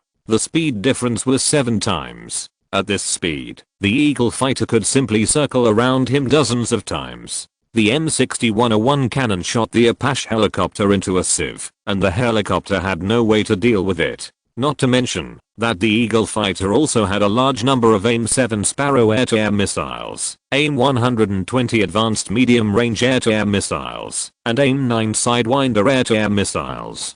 Badi frowned and kept calculating in his mind. Looking at the Eagle fighter shown on the radar chasing at a speed of 1,028 per hour, his eyes flickered. The F-15 Eagle fighter whistled from behind like a sharp knife, leaving a white trail in the air. In just a blink of an eye, the Eagle fighter had already rushed to the sky above the Apache helicopter, passed him, swooped down in the sky in front of him, and rushed towards the Apache helicopter, and even connected the communication warning. Warning, R-63 Apache attack helicopter, report your soldier number, stop on the ground for inspection, otherwise I will shoot it down. The voice over the communication shouted and ordered sternly. Obviously, he felt that there was something wrong with the helicopter. Badi glanced at the green forest in front of him and fixed his eyes on the Eagle fighter. Badi decisively pulled back and tilted the joystick, adjusted the collective pitch joystick blades, and fired the chain gun. The Apache attack helicopter was like a dragonfly, slightly raising its head and flying diagonally. The 300mm chain gun under the nose was spinning wildly and bursting out a huge noise, and the flames were spitting out in the sky. The pilot of the fighter was obviously very experienced. He stuck the angle above the 300mm chain gun of the helicopter. At the moment, when the helicopter raised its head, the body of the fighter had been lifted up, and the flames of the 300mm chain gun shot through its bottom. At the same time, he did not hesitate. The M6101 Vulcan aircraft gun on the Hawk fighter rotated, and the flames erupted with a roar. The flames of the aircraft gun, which exceeded 5,000 rounds per minute, brushed the nose of the helicopter. The first few bullets barely brushed the helicopter, and then the bullets continued to shoot at the ground, shooting a long line of destruction in the green of the forest, splashing mud, green splattering, and trees falling. The forest was instantly shot out of the line of destruction. Badi felt the fuselage tremble slightly, and the nose of the helicopter was brushed by bullets, leaving several deep and hot iron marks. Fortunately, Badi had calculated the flight trajectory of the fighter when shooting, and avoided it in advance, otherwise this round of shooting would have blown up the helicopter. No one could get an advantage in this round of shooting, but it made the fighter confirm that the helicopter driven by Badi was the enemy. Badi did not mean to hide it. When he reached the forest, he could complete his plan, so there was no need to talk nonsense. The Hawk fighter rose and disappeared in front of him, and Badi's eyes flashed. He opened the cockpit door directly, and the high winds in the sky swept in violently. After the helicopter was shaken by the airflow, he controlled it to fly steadily. The sound of the Eagle fighter's engine was even louder than the high winds in the sky. The flight path pointed out the way in Badi's ears, which was clearer than what he saw with his eyes. The Eagle fighter rose higher and turned in the sky like a swallow and flew directly behind the helicopter. The M61A1 Vulcan cannon turned again, spewing out flames, shooting all the way, splashing the soil, trees, and green leaves on the ground, and shooting out a destruction route with fallen trees. However, Badi had already controlled the helicopter to fly diagonally to avoid it when he turned over and was about to shoot straight. After several consecutive conventional fighter shootings, shooting out several destruction routes on the ground, but still failing to hit the helicopter, the Eagle fighter obviously changed its strategy and stopped shooting with the cannon, but flew a little further. As if he knew what the fighter was going to do, Badi controlled the helicopter with all his strength, rising at a maximum speed of 16 meters per second, a speed that could not be compared with the fighter. No matter which difference, it was as if the sky was the limit. Being able to dodge the shooting of the aircraft cannon was already a shock to the pilot of the Eagle fighter. What could a helicopter use to fight a fighter? They were two completely different types of aircraft. Fighters have always been the masters of air combat. They fly high, fly fast, are agile, have good maneuverability, have advanced detection equipment, and are fully equipped with weapons. They were born for air combat. Armed helicopters are designed to attack ground targets, and their specialty is to attack clustered armored forces. Their speed, altitude, and maneuverability are not as good as fighters, and far worse. So Badi did not intend to really use a helicopter to fight the Eagle fighter. The Eagle fighter turned a big corner and once again flew high in the sky behind the helicopter. Two missiles with tail flames were fired from the fuselage and sprayed towards the helicopter that was rising higher and higher. Badi's eyes flashed fiercely, and he used his hands and feet to control the throttle, cyclic pitch control stick, collective pitch control stick, and rudder pedals, with continuous and rapid movements. The helicopter suddenly looked like a bird that stopped suddenly in flight, leaning back and flying high, exposing its belly. The 300mm chain gun fired continuously, and then two missiles were fired from the wing towards the sky above the Eagle fighter, seemingly misfired and off target. The chain gun accurately shot and blasted the missiles that were flying in the air. This series of actions directly shocked the pilot of the Eagle fighter, and he shouted to God, "Who can control a helicopter like a bird?" And the chain gun directly blasted two anti-aircraft missiles. This accuracy was too shocking. Moreover, the two missiles fired were not considered to be empty shots in terms of strategy. The pilot of the Eagle fighter believed that the missiles just wanted to let him come down from the high altitude and accept the chain gun's shooting. Of course, this was impossible to hit, and how could the fighter be easily shot by a helicopter? However, these consecutive things that the Apache-armed helicopter could not do shocked him abnormally. As a pilot, he knew how difficult it was. It was impossible. Oh my God. Who are you? Who are you? Who are you? The Eagle fighter was forced down by the missiles overhead. It easily turned a corner, avoided the helicopter's chain gun fire, and flew under the helicopter. The pilot of the Eagle fighter kept shouting and screaming in shock. This kind of operation is simply impossible to achieve with a helicopter. How could it be possible to operate it? Just when the Eagle fighter pilot was extremely shocked, suddenly, a black shadow sank on the nose of the Eagle fighter, causing the entire Eagle fighter to shake. The Eagle fighter pilot pulled the joystick hard to control the balance of the aircraft. Then a tall figure blocked the sunlight, and a majestic figure like a demon god stood tall. The pilot stared in shock through the transparent cabin. This is impossible. Chapter 45. What you pay for will surely lead to a bright future. The wind is a knife. Countless crazy knives rushed towards his face from all directions. His clothes were rustling in the wind, and the air currents tossed his hair randomly. In the eyes of the fighter pilot, his figure was infinitely taller, overwhelming his sight like a mountain. Whenever Badi's spine was proudly straightened, and his eyes stared at anyone without emotion, it would give people a fear that trembled to the bottom of their hearts. This is impossible. The pilot of the Eagle fighter was so scared that his heart tightened and his breathing stagnated. This was simply impossible. Who can jump from a helicopter to a fighter at an altitude of nearly 2,000 meters? The distance between the two is at least 30 meters. Not to mention whether you will be blown away by the air currents if you jump down. The speed of the Eagle fighter alone is enough to smash a person into a meat paste. How can he still stand on the nose of the plane? Shock. Badi exhaled deeply from his throat. The impact force when he jumped down, the kinetic energy of the Eagle fighter's forward speed, the gravity, and his own deliberate control. Even he felt numb, goosebumps on every pore, and the blue veins in his body were about to explode and pierce with pain. He just stepped on the Eagle fighter's nose and dented it a little, allowing him to resist the wind and the impact of the Eagle fighter and not let him fly away. The wind messed up his hair, and the pain was far from enough for him to show a painful expression. The sun shone all the time, making him recover almost instantly. He stared at the cockpit with cold and ruthless eyes, seeing the pilot's pupils shrink, and just as he was about to subconsciously control the joystick to prepare to dive the fighter, Badi clenched his right fist, suddenly gathered a strong muscle force, and hit the cockpit glass. Badi's original strength was about 15 tons.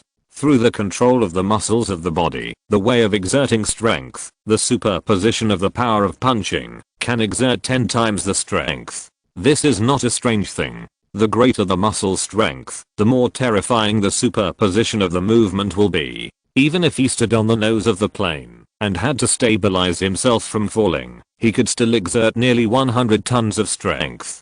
Bang! This kind of power was punched out by a fist, directly punching through the glass shield. A hole was immediately pierced through the glass shield of the fighter, and cracks spread along the glass. The flying glass fragments splashed directly on the pilot's face, making his eyes narrow in horror, and fear suddenly arose in his heart. Is this still a human? Punching through the cockpit glass. He was shocked in his heart, but his movements were not slow. He directly pulled down the control stick, and his terrified body was tightly behind the cockpit. He subconsciously wanted to move away, staring at the fist that pierced the cockpit glass. Boom.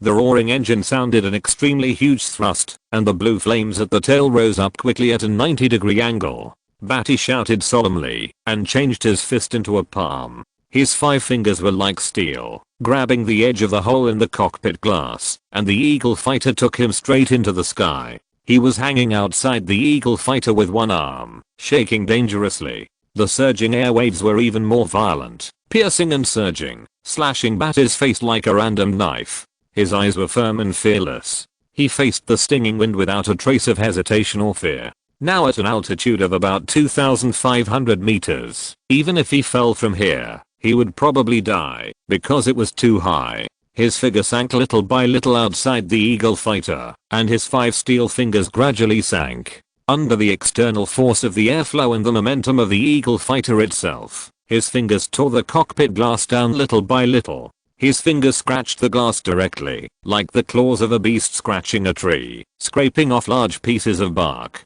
The left cockpit glass was torn off by his steel fingers, and his fingers held it tightly, pulling it straight to the steel guard plate. The glass shattered and fell in the sky. Under the sunlight, the glass shone with dazzling light. The pilot in the cockpit was already terrified and frightened. The airflow hit his face, making him pale with fear. At 2,500 meters, without the protection of the cockpit glass, when the plane rises, descends, or turns rapidly, the pilot will be subjected to more than 2 gravity accelerations, compressing the body's arteries, causing the body's blood and heart load to increase. In short, without a protective cover, ordinary people simply cannot withstand high-speed high-altitude flight and will die. After the fighter rushed up, the pilot saw with a pale face that Badi had torn the cockpit glass and quickly turned and dived down, with his body leaning tightly on the other side, where the glass cover was. At the moment, when the fighter turned, Badi put his hands together and clasped them more tightly on the steel guard plate. The downward momentum of the Eagle fighter was not very strong, and it was obviously related to the damage of the glass. The pilot inside could not withstand such a strong sprint. However, he could still do some fancy moves. In the downward momentum, in order to get rid of Badi, the Eagle fighter rushed down and turned 3 or 4 times in a row, rolling like a flexible swallow. Badi faced the strong wind. His hands were muscular, his 10 fingers were like steel, and he clasped the Eagle fighter tightly. No matter how he swung, he could not get rid of him. This exciting and swinging flight made Badi feel the blood boiling. The sky and the earth were all free to fly, and he wanted to roar to the sky. Badi grinned. This exciting flight made him feel free and refreshing. The thought of being able to soar in the sky and look down at the earth in the future made him excited, and his blood boiling. In a slow moment of forward rush, he seized the opportunity, turned over neatly, jumped onto the head of the fighter, returned to the position where he landed, and tore open the remaining cockpit glass. His big hand reached directly into the cockpit and forcibly pulled the pilot out. Fear climbed onto the pilot's face, and the cold wind as sharp as a knife aroused his fear even more. He kept shouting for mercy. Badi let him go, and let him fly freely with the wind. He turned around, and stepped on the forward-moving Eagle fighter. His towering body stood upright in the sky, his head raised to face the forest, white clouds and blue sky. Under the sunshine, his blood was steaming, and his passion and blood were surging. The days of conspiracy and calculation on Krypton. The people who had been let down. The people who had been used. Coming to Earth, and being imprisoned for 1 year and 3 months. His eyes flashed through everything in the past. At this moment, he was truly free, and had the ability to conquer everything. At this moment, the blood in his body seemed to be burning, boiling, and burning his woolen body. Badi held his chest high, facing the biting wind, tearing his military uniform with both hands, using all his strength, roaring to the sky with red face and ears, roaring out the anger that had been buried. A tear from the corner of his eye was blown far away by the wind and shone in the sunlight. Chapter 46 Distortion. Military Base. General Vic walked with heavy steps, passing the broken jeep, the charred pit, the smell of burning oil and the sultry heat burning his skin, making his gloomy face hot. A large number of soldiers were carrying charred or broken bodies on stretchers. There were still lives groaning in pain. This was a complete post-war disaster scene. But at the same time, General Vic also knew that his road to becoming a general had come to an end. 2 soldiers from a military base 500 miles away passed by with stretchers. General Vic stopped with a gloomy face. Behind him was Colonel Willie, who had blonde hair and blue eyes, looked like a porcelain doll, and had an expressionless face. General Vic's face became even uglier. On the stretcher, Brigadier General Caggle's body was broken into 2 pieces, and his waist and spine were covered with white bones. His face was twisted and hideous, and he died with his eyes open. The stretcher went away. General Vic retracted his gaze, and in addition to the heavy haze in his eyes, there was also a trace of anger. He was angry that Badi had escaped his control, and that his subordinates were incompetent. He was angry that the aliens didn't know what was good for him, and that they had let him fail after his initial gains. As for the death of the soldier, there was nothing to be angry about, and it was right to sacrifice for the country. A communications soldier caught up with General Vic, saluted, and reported, "General, there is Badi's whereabouts." General Vic's gloomy face was fierce, and his eyes were full of anger and coldness. The soldier continued to report. Badi drove an Apache helicopter and an Eagle fighter to fight near the Snake River and shot down the Eagle fighter. When the soldiers rushed over, they only found the wreckage of the helicopter and the fighter. It is initially suspected that Badi fled upstream of the Snake River. "We are searching," General Vic ordered calmly and angrily. "Search with all your strength." The soldier replied and left. General Vic looked up and looked around the military base, the charred and broken buildings, the dying and wailing soldiers, and became more and more angry. This base is finished, and his path to becoming a general may not be saved. Almost 8,000 soldiers died. If they died in the Cold War with the Soviet Union, no one would have objected. But dying at the hands of aliens that he deliberately concealed was too troublesome. General Vic could only use the fact that there was an error in the study of human soldiers to shirk responsibility. He could not say that Badi was an alien. Only in this way would he be considered valuable and continue to be a general. Of course, he had to provide some practical technology. General Vic's eyes lit up. In this ruin, there was only one medical building that could be considered a complete building. That caught his eye. He walked over. The strong smell of formalin, Lysol, and disinfectant came over, making his nose itchy and uncomfortable. The soldiers entering and leaving the medical building were all injured, or seriously injured, and dying and were carried in. But this was obviously not enough. There were too many injured people. Those with minor injuries were simply treated by spreading cloth on both sides of the door. Soldiers from other bases came to help, bringing a large number of medicines and doctors so that the injured could be properly treated. The scene was full of busyness and grief, making people feel as if they were in the post-war treatment camp for wounded soldiers.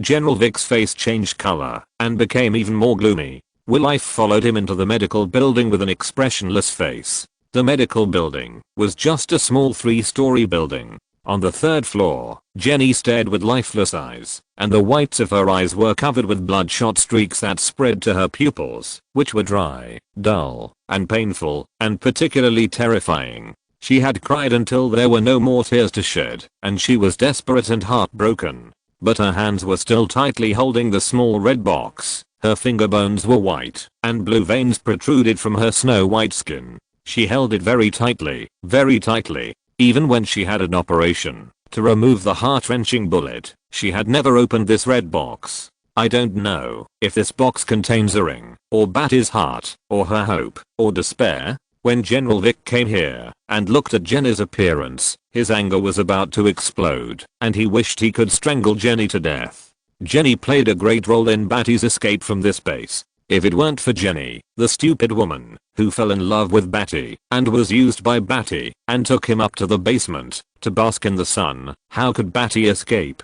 Jenny had to bear 90% of the responsibility for all this. As for the rest, General Vic never guessed that Badi had endured for a year and 3 months and was familiar with all their personalities, psychology, behavior, and habits, so that he could be free. It was not just because of Jenna's love that he could do all this. It was also because each of them had their own shortcomings and limitations that they could be used by Badi. But General Vic didn't care about these. He was a superior and had reason to blame all the inferiors. If you say you are wrong, you are wrong. General Vic's heart was filled with anger. His fingers moved several times, wanting to rush to his waist to take the gun and shoot Jenny directly. But he couldn't afford such a loss. Jenna's biological knowledge was too important, so important that he could bear this anger and suppress his anger. Badi also saw this point of General Vic, so he didn't take Jenny away, because if he took Jenny away, fighting in the air, he would die.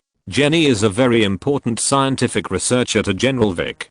To some extent, she is more important than Slade and Dean Borey. Therefore, General Vic can suppress this anger and cannot lose something valuable again. Compared with the value Jenny has created and will create in the future, his anger is not worth mentioning. General Vic deeply suppressed his anger. He appeared in front of Jenny. His face was cold, and his voice was filled with anger from deep in his throat. Badi deceived you and everyone. Hearing Badi's name, Jenny's bloodshot pupils showed a trace of expression. Her lips were tightly pursed in pain, and her whitened finger bones were holding the red box tightly. He has been using you. General Vic's voice was gloomy and terrible. Jenny's eyes were more painful, and the bloodshot in her eyes was so hideous that it seemed to burst out. Using your love for him. Jenny's hands were shaking, and she gritted her teeth. Using your love to escape from here. Jenny's whole body was shaking uncontrollably. You are nothing more than an object to him. He can throw it away after he's used it. General Vic's words touched Jenny's deepest pain. Recalling the cold and ruthless muzzle of Badi pointing his gun at her and shooting her, Jenny couldn't help but tremble. Shut up.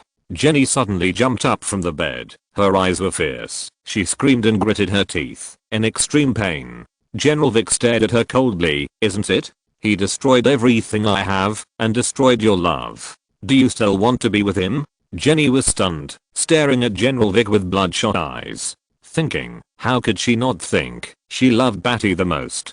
General Vic's words were like a drop of ink falling into clear water, instantly contaminating and distorting Jenny's love. We will catch him, but we need your help. He is your favorite biological specimen. How can you let him escape?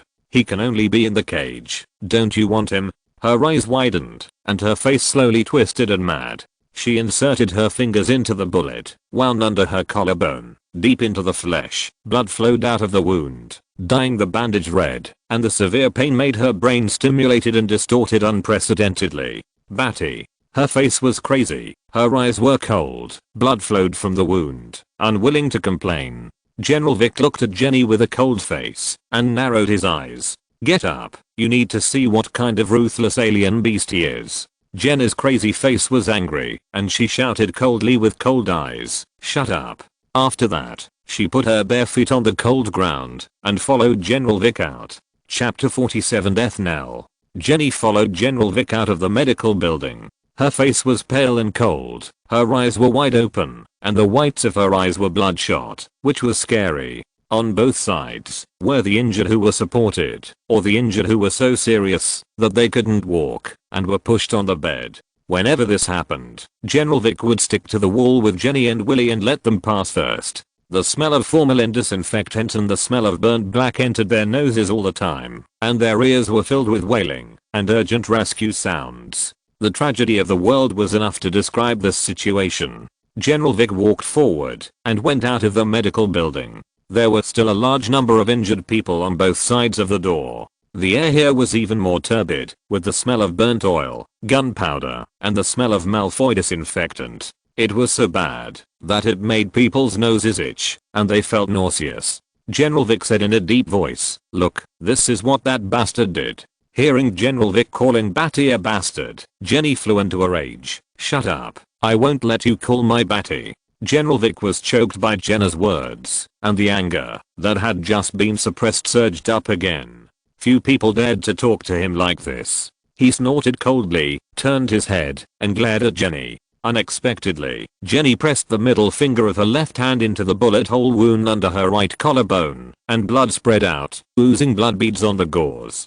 Jenny grinned and said, "I won't let you call Badi. Even if all humans die, they are not as important as him." Every time Jenny heard Badi's name, her heart was broken, and the pain that could not be described was deep inside. Only the pain of stimulating the flesh could make her conscious. But when she pressed her finger into the wound made by Badi and blood beads oozed out, she remembered the muzzle of Badi's gun pointed at her. She would always wander in the abyss of heartache, physical pain, and painful memories. Whether physically or mentally, she was desperate. General Vic looked at her crazy appearance, and his anger suddenly stopped. She was crazy. There was no point in arguing with such a person. But whether she was crazy or normal, it was enough to create value for herself. What does it matter if all the soldiers here die? Jenny grinned and sucked the blood from her middle finger. The blood smeared on her white teeth and pale lips, making her look seductive and crazy. General Vic felt a chill in his heart, turned around with a sullen face, and continued walking. This crazy woman. Go to the Underground Research Institute, take all your research materials, and let's leave here. General Vic said. This place has been exposed too much, and is no longer suitable for research. Even if it is suitable, this place may not be under his control in the future, so it is definitely not a good place to study here. Jenny walked with General Vic, and saw many wounded people along the way. From time to time, she tilted her head, and her cold face showed a smile. From time to time, she pressed the wound under her right clavicle with her left middle finger, and her eyes were bloodshot. Except for the negative second floor, there were no survivors on other floors of the Underground Research Institute, and Jenny was an exception. When they came to the negative fourth floor of the Underground Research Institute, the bloody smell in the underground laboratory was even stronger, and the smoke and blood lingered for a long time, making people sick. General Vic couldn't help but cover his nose. A soldier carried Slade's body on a stretcher past them. General Vic felt very sorry for losing a loyal dog. Slade had followed him for a long time, and was powerful enough. Unfortunately, he died stupidly, and failed to guard the Underground Research Institute loyally, allowing Badi to escape. This made General Vic feel angry and regretful. What a waste. Wait a minute. Jenny stretched out her right hand, and intercepted the soldier on the stretcher. She stared at Slade with bloodshot eyes. Slade's chest collapsed, and the saber was no longer inserted in his right eye. The eyeball fell out. There was not much bleeding, but the empty eye made him look more terrifying. General Vic frowned. What? He has no heartbeat for 30 minutes. Jenny pressed her finger on Slade's aorta, and then stared at him with bloodshot eyes for a while and said, even if breathing stops and there is no heartbeat, it cannot prove that a person is completely dead. Jenny grinned, with a crazy look on her face, and said, leave him to me. I will transform him into a human weapon. He is not dead yet? General Vic said in surprise. Jenny stood up, her face returned to coldness. I don't know, I feel that he still has brain waves. Let's see his willpower. Let's go and get the information. Jenna's temperament changes too quickly. Why did she leave just like that? If he is not dead, save him. General Vic paused and said, save him first, if he is not dead. After all, Slade is his confidant of the generals. Both his ability and loyalty are outstanding. If he is not dead, of course he should be saved first. However, Jenny did not listen to his orders at all, and said coldly, if he is not dead, hold on for a while. If he is dead, throw him away. This is just as casual as buying a bun on the street. If it is not delicious, throw it away. General Vic's tone was tight, and there was a fire in his heart that was about to explode. He really wanted to draw his gun and blow Jenny's head off, but considering that Jenny was needed to make enhanced soldiers, and Jenny had already turned evil, and looked crazy, and not afraid of death at all, he suppressed the fire in his heart. Anyway, Slade was also in a dead state, so Jenny was more important.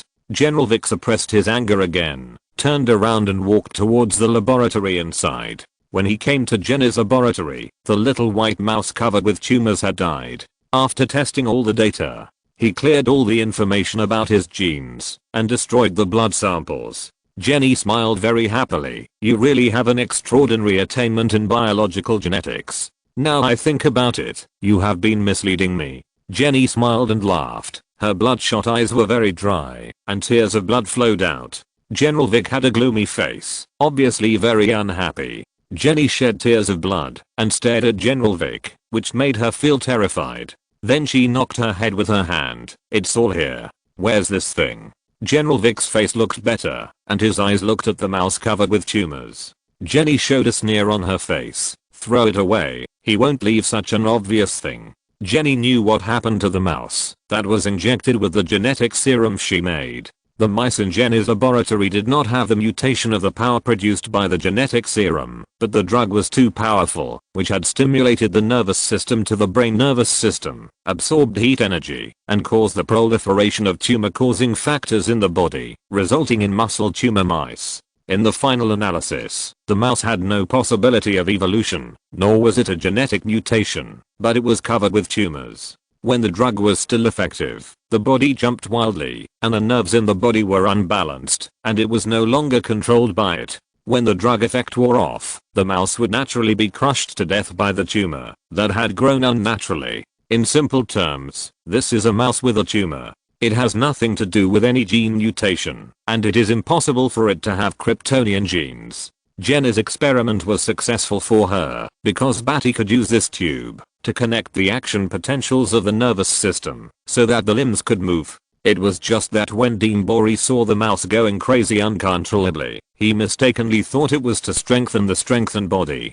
Jenny had no intention of making any gene serum to strengthen the body. Badi's cytoplasm can absorb heat energy. She studied a catalyst and used a night of infrared irradiation time to make Badi's cytoplasm absorb enough heat energy to dissolve the cell genes and preserve the infrared heat energy. This can no longer be regarded as a gene serum. The cell genes in it have actually been destroyed by the catalyst, turning into a liquid similar to retaining heat energy. Even if this tube of gene serum is taken for re-examination, Badi's Kryptonian genes will not be detected. Even if an ordinary person drinks it, they will not have Kryptonian genes or gain very powerful strength. Instead, their limbs will jump wildly, as if they have ADHD. The more they drink, the more tumors they grow, and the faster they die. This is something that only Badi can drink. This tube of stuff is more of a drug used by Jenny to stimulate the nervous system of the limbs and stimulate action potentials in order to make Badi stand up.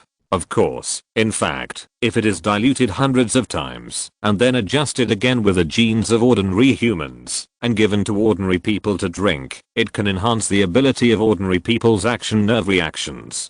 This is why Badi took away the gene serum. As for the little white mouse, he saw what was going on at a glance. General Vic frowned. This little white mouse looked mutated, powerful. No, biological genes are rigorous. We should dissect it and see. Jenny suddenly said again, grabbing the tumor little white mouse with one hand, and began to study it. Bang! Soon after, the test was completed. She smashed the tumor mouse against the wall, splashing black blood. She coldly picked up a white towel and wiped her hands. How could he be so stupid as to leave a sample? I was too naive. She walked out of the laboratory, a fake smile on her lips, staring with bloodshot eyes. Let's go and transform the most powerful weapon in the world. Chapter 48 Gotham. Why is Gotham so bad? It is always filled with gloom and darkness. Under the city, there is sin and ugliness, which suppresses everyone's nerves. It is a demon. A demon called Barbatus summoned by Thomas Jefferson. Jefferson is the ancestor of Bruce Wayne. Before the end of the War of Independence, many demons were imprisoned by him in the underground of Gotham City. Barbatus's long-term existence has had an important impact on the development of Gotham City and its citizens, leading to and worsening a series of bizarre events. It is difficult to say whether it led to the birth of Batman, or whether Batman is the protagonist destined to be born in Gotham, the city of sin. At night. It is very late at night. As always, Gotham's nights are very dark. By the Gotham harbor, the dim harbor chandeliers are shaking, and the salty sea breeze makes the dark harbor with the sound of waves rustle, and the clothes of two groups of people are heard. There were 7 or 8 people in a group. The leader was a tall and strong Russian man wearing a jacket and smoking a cheap cigarette. There was an undisguised contempt on his face. The salty sea breeze could not blow his strong body. The cigarette bounced up and down on his lips. He squinted his eyes. Is there no one in Falcone? The kid who hasn't been weaned is also pulled out to work. The Russian man's words caused several people behind him to laugh, such as little kid, go back to suckle. You should tremble in your mother's arms. Little kid, you look like a gay bottom. Want to have sex? In an instant, the opposite side was on edge and put their hands on the waist of their suits. The leader was a 17-year-old boy. The group of people behind him wearing neat suits were in sharp contrast to the opposite side. They looked very neat and powerful. They frowned and looked at the group of vulgar and rough men with a sullen face. The boy pursed his lips tightly and stared at the leader with angry eyes, which made the Russian man on the opposite side laugh out loud. Beside the young man, the middle-aged butler in a well-fitting and slim suit slightly bent over and said to the young man, "Master, don't be angry. Everyone knows that Hank is a foul-mouthed, smelly and hairy guy. Don't bother with him."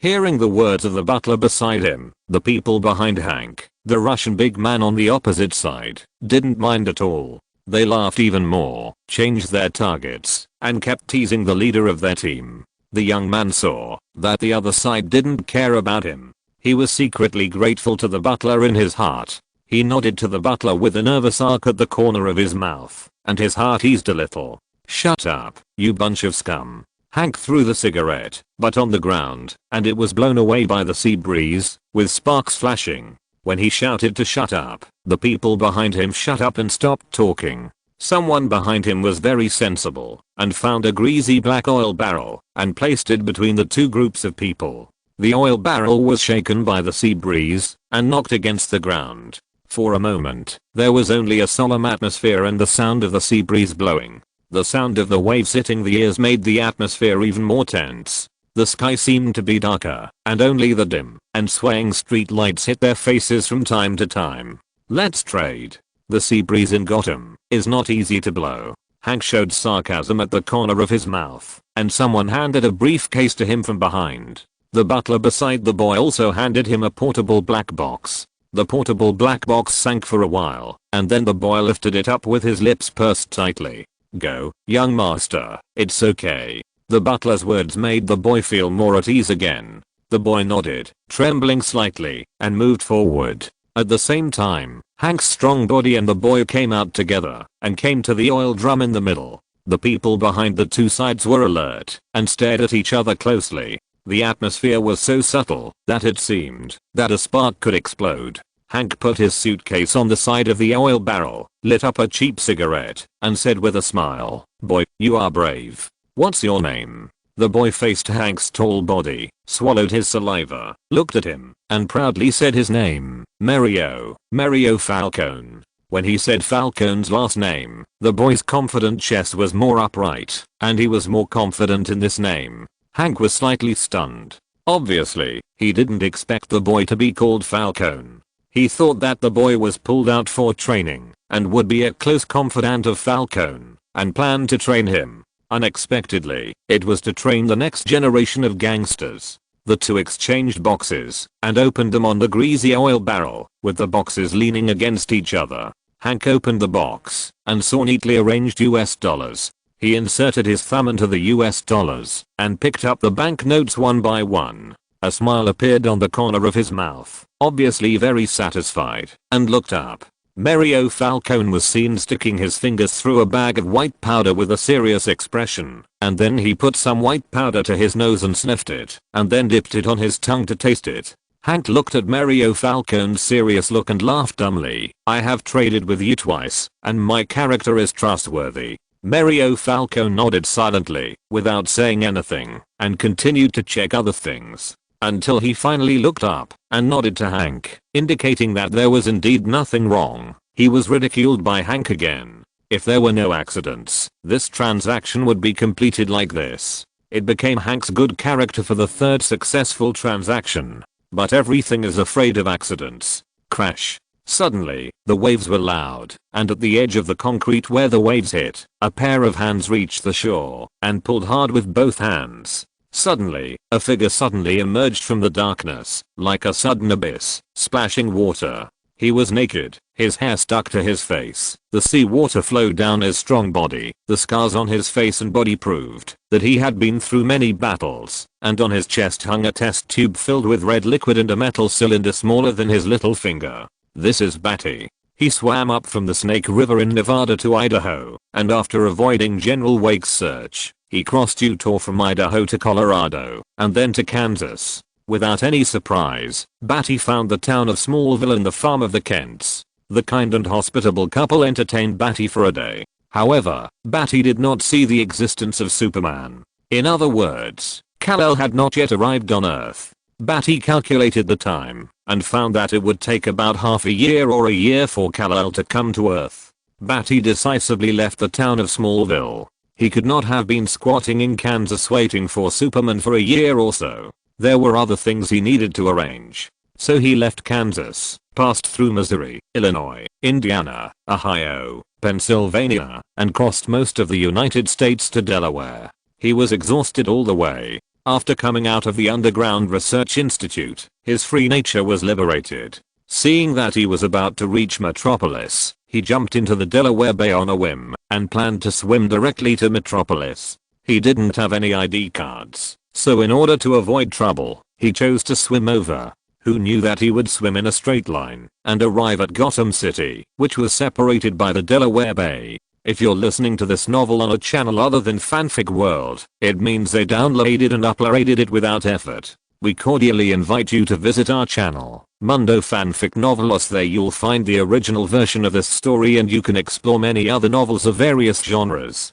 We're waiting for you to immerse yourself in a world of incredible novels. Chapter 49. What the hell is this? The sea breeze howled in the dark night, and the waves crashed and splashed. Badi came ashore, and his body shook, shaking off the water drops flowing on his body. He ran his hands along his wet hair, and pulled his shoulder-length hair back with his hands, revealing a sharp and resolute face. The scar on his face gave him an unruly and arrogant attitude of indifference. The water drops shaken off Badi's body formed mist dots, and blew towards Hank's face with the sea breeze, which made him recover from his stunned expression.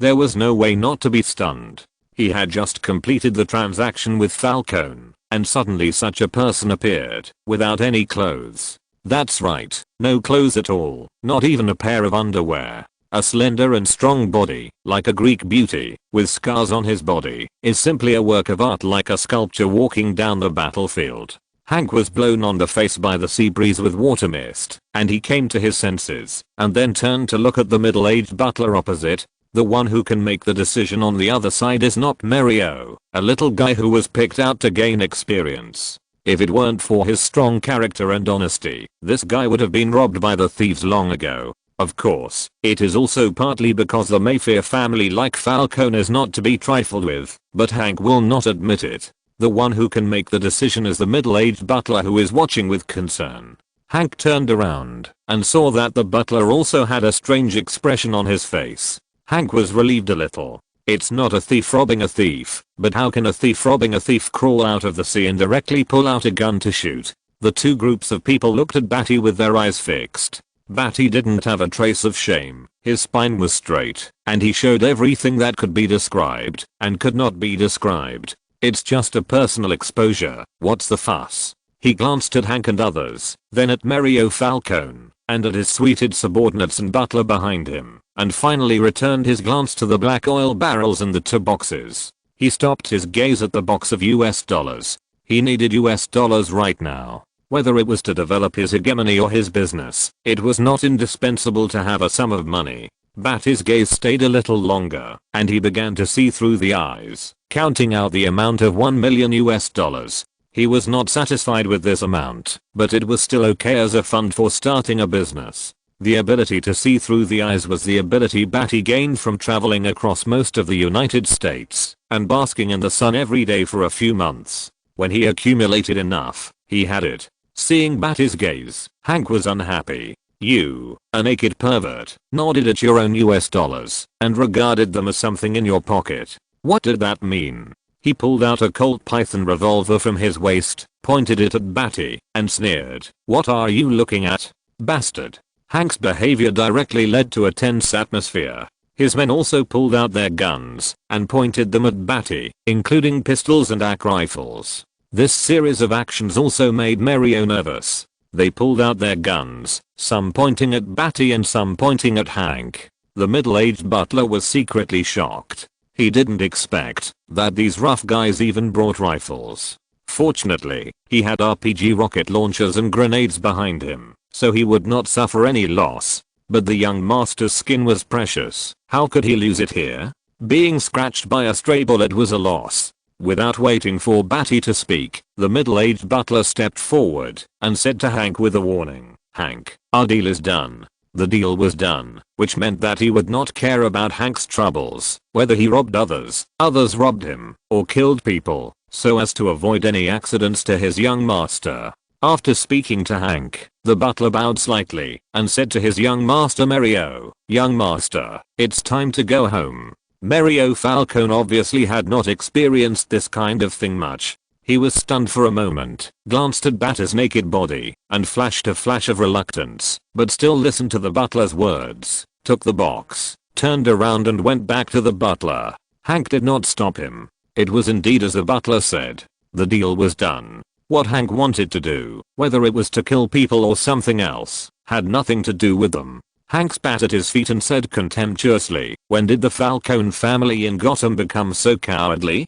The butler replied with a gentlemanly smile. Recently, there has been an Aussie policeman in the Gotham Police Department. The master said that some unnecessary troubles should be avoided as much as possible. Hank snorted, cocked the hammer with his thumb, and said with a grim smile, before you leave, be a witness to my murder. The butler was a little stunned. He planned to leave early because he didn't want the master to see it. He didn't expect Hank to shoot so decisively. However, seeing Hank kill someone was just a small matter for the Falcone family. It was not a trouble. At most, they would be questioned by the police. However, he was worried that Master Mario would be a little too radical when he saw this scene for the first time. Bang! Badi had been watching their performance silently. He didn't like to meddle in other people's business, nor did he like others to meddle in his business.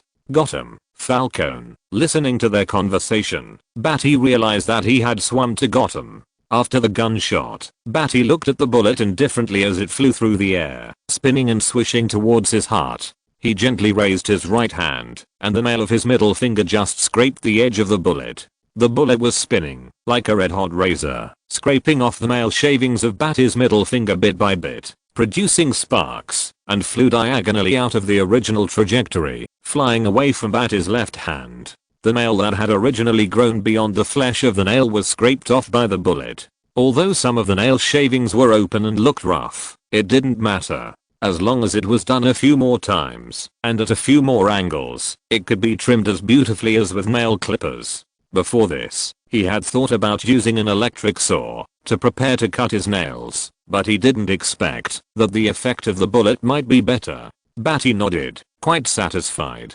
Hank, Mario, the butler, and the two groups of people were directly stunned by Badi's behavior, scraping bullets with nails. They only saw Hank fire a shot, and the sound was so loud that even the howling sea breeze could not block out the sound. Then Badi covered his chest with his right hand, and his middle fingernail scraped out a spark of an inch, and the bullet was ejected and fell into the sea. Hank stared with his eyes wide open and his mouth open. After a long time, he reacted and looked at his Colt Python revolver, a 9mm caliber revolver, made of brushed stainless steel, and polished like a perfect mirror, with beauty and power. This pistol is definitely one of the best revolvers in the world. But now, the result of the firing made everyone's brain freeze. What the hell is this? Chapter 50. The nails are trimmed.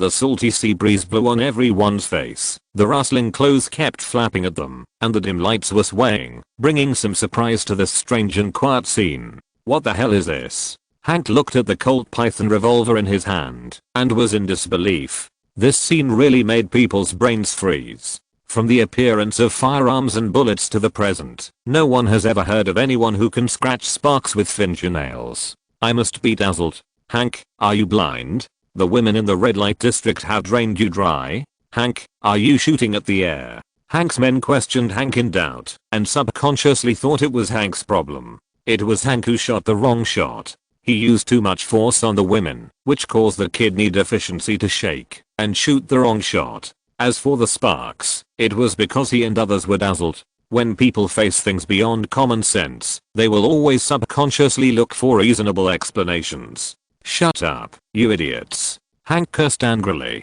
Didn't he know his marksmanship? Even if he used too much force on the woman, he wouldn't miss a fixed target. Things were quite strange. The sea breeze was blowing, and it was a bit creepy. The butler covered his own young master Mario and stepped back. He stared at Badi. The look in his eyes was shock and disbelief. He even suspected that he was blind. What the hell are you? Hank glared fiercely, and his fierce expression suppressed his inner shock. He stretched out the Colt Python revolver in his hand again, and pointed it at Badi. Bang! He fired again. Gunpowder smoke came out of the barrel, and the revolver turned a little. Time seemed to slow down, and the bullet was pushed out by the thrust of the explosion. This time, they stared and looked at Badi intently. Badi slowly stretched his hand forward, and the bullet happened to meet the nail on the other side of his middle finger again. The bullet spun with a scorching red light, leaving a track in the air, and then spun again, little by little, and hit Badi's middle fingernail. A little bit of nail shavings were scraped off by the bullet, accompanied by flashes of fire. It was just like the sparks produced by sawing steel with an electric saw. Finally, the bullet was guided by the force of Badi's fingers, tilted to one side, made a slight thump, and fell into the sea, and his nails were also scraped into sharp corners by the bullet. Badi nodded, very satisfied. It seems that it takes about 4 bullets to trim a nail, both sides, and then cut off the tip, and then grind the rough edge to perfection. This time, everyone here saw Badi's unique skill of trimming nails with bullets. The two groups of people took a breath of cold air in unison, and absurd thoughts arose in their hearts. How is this possible? I'm sure I'm not dazzled this time. He really caught the bullet with his fingernails. No way, no way. What kind of monster is this? Everyone was terrified and looked at each other, looking at Badi, as if he was looking at an alien. Of course, fundamentally, Badi is an alien. The whistling sea breeze chilled them to the bone, making their bones soft and crisp. The housekeeper hurriedly covered his young master again, and stepped back with a look of horror in his eyes. He had never seen anyone who could block a bullet, and he scraped the bullet away with his fingernails. This is fucking scary. This is not human at all. Hank's body trembled, and he took a step back in fear, his pupils full of fear. Really, can block bullets? This intimidating Russian man couldn't help but feel a chill in his heart, especially since he took the initiative to shoot at such a monster that could scrape bullets away with his fingernails. Hank was blown by the sea breeze, and his heart was chilled. He had goose bumps all over his body. He had never felt the Gotham sea breeze so cold. After all, I, Hank, have experienced too many vicissitudes of life. This can't scare me, and you can't scare me. Although his legs were a little weak and trembling. But he thought about it and thought that he had offended this monster, so he couldn't just sit there and wait to die. He gritted his teeth. His face suddenly changed from fierce to fierce, and his eyes showed cruelty. He picked up the Colt Python revolver that had been gradually drooping again and fired several bullets with a continuous bang bang bang. Fire! Hank roared fiercely. As the leader of a gang, he obviously had considerable leadership ability. Although his subordinates often teased and ridiculed each other, it was just a joke. When there was a crisis, his leadership position would naturally emerge, and his subordinates would naturally obey him. His men hesitated for a moment, and their expressions suddenly changed from shock to ruthlessness, and they opened fire directly. Bang, bang, bang, bang. In the cold night breeze, the sound of gun smoke suddenly rose. The barrage of bullets poured down in an instant. Badi smiled slightly, and his right hand moved at a high speed, like a phantom, and greeted the bullets with his nails when they came. The clear sound of metal cutting suddenly accompanied the sound of gunfire, and sparks splashed in front of Badi. Every bullet trimmed his strong nails for him. Countless sparks splashed and danced in front of Badi, as if forming a shield, and the bullets could not get into his side at all. Every sound of cutting sparks brought great fear to the shooter. What kind of monster are you? Their eyes widened, and their hearts became colder and colder, and they couldn't help but screaming. The sound of AK-47 gunfire was loud and continuous, and their hearts sank more and more. After trimming the nails on his right hand, Badi glanced at it slightly, feeling good, and stretched out his left hand to continue brushing sparks. The sound of sawing steel was even more piercing than the sound of bullets, making people uncomfortable. The bullets that burst with sparks were simply despairing. After the nails on both fingers were trimmed, Badi stood still, catching more than a dozen bullets with one hand, protecting the test tube to prevent the bullets from breaking, and then stood still, enduring at least 200 bullets. The gunshots gradually stopped, and everyone knew that the man in front of them was immortal. Not only was he unable to catch bullets, but he was also completely invulnerable to swords and guns. It was useless to shoot anywhere. The smell of a lot of gunpowder rose instantly, and the thick smell was blown by the sea. Everyone looked at each other, their faces filled with fear and at a loss. Badi picked up a slightly hot bullet in his hand, flicked his finger, and the bullet flew through the air with a sharp sound and hit the oil barrel. Bang, just like a bullet shot. The oil barrel suddenly bent and dented strangely, and was carried away by the impact of the bullet, flying more than 10 meters away. Before the briefcase containing money on the oil drum fell to the ground, it was shot by another bullet from Badi, accurately closing the briefcase, which fell to the ground with a snap. After showing his strength, Badi's eyes swept across each of their faces aggressively, making them panic. I need a few dogs to do my job. End of this chapter. Thank you very much for reaching the end. Don't forget to like. Looking for more exclusive content and immediate access? Subscribe to our Patreon. Remember, every like, subscription, or donation encourages us to continue. Thanks to everyone. See you in the next video.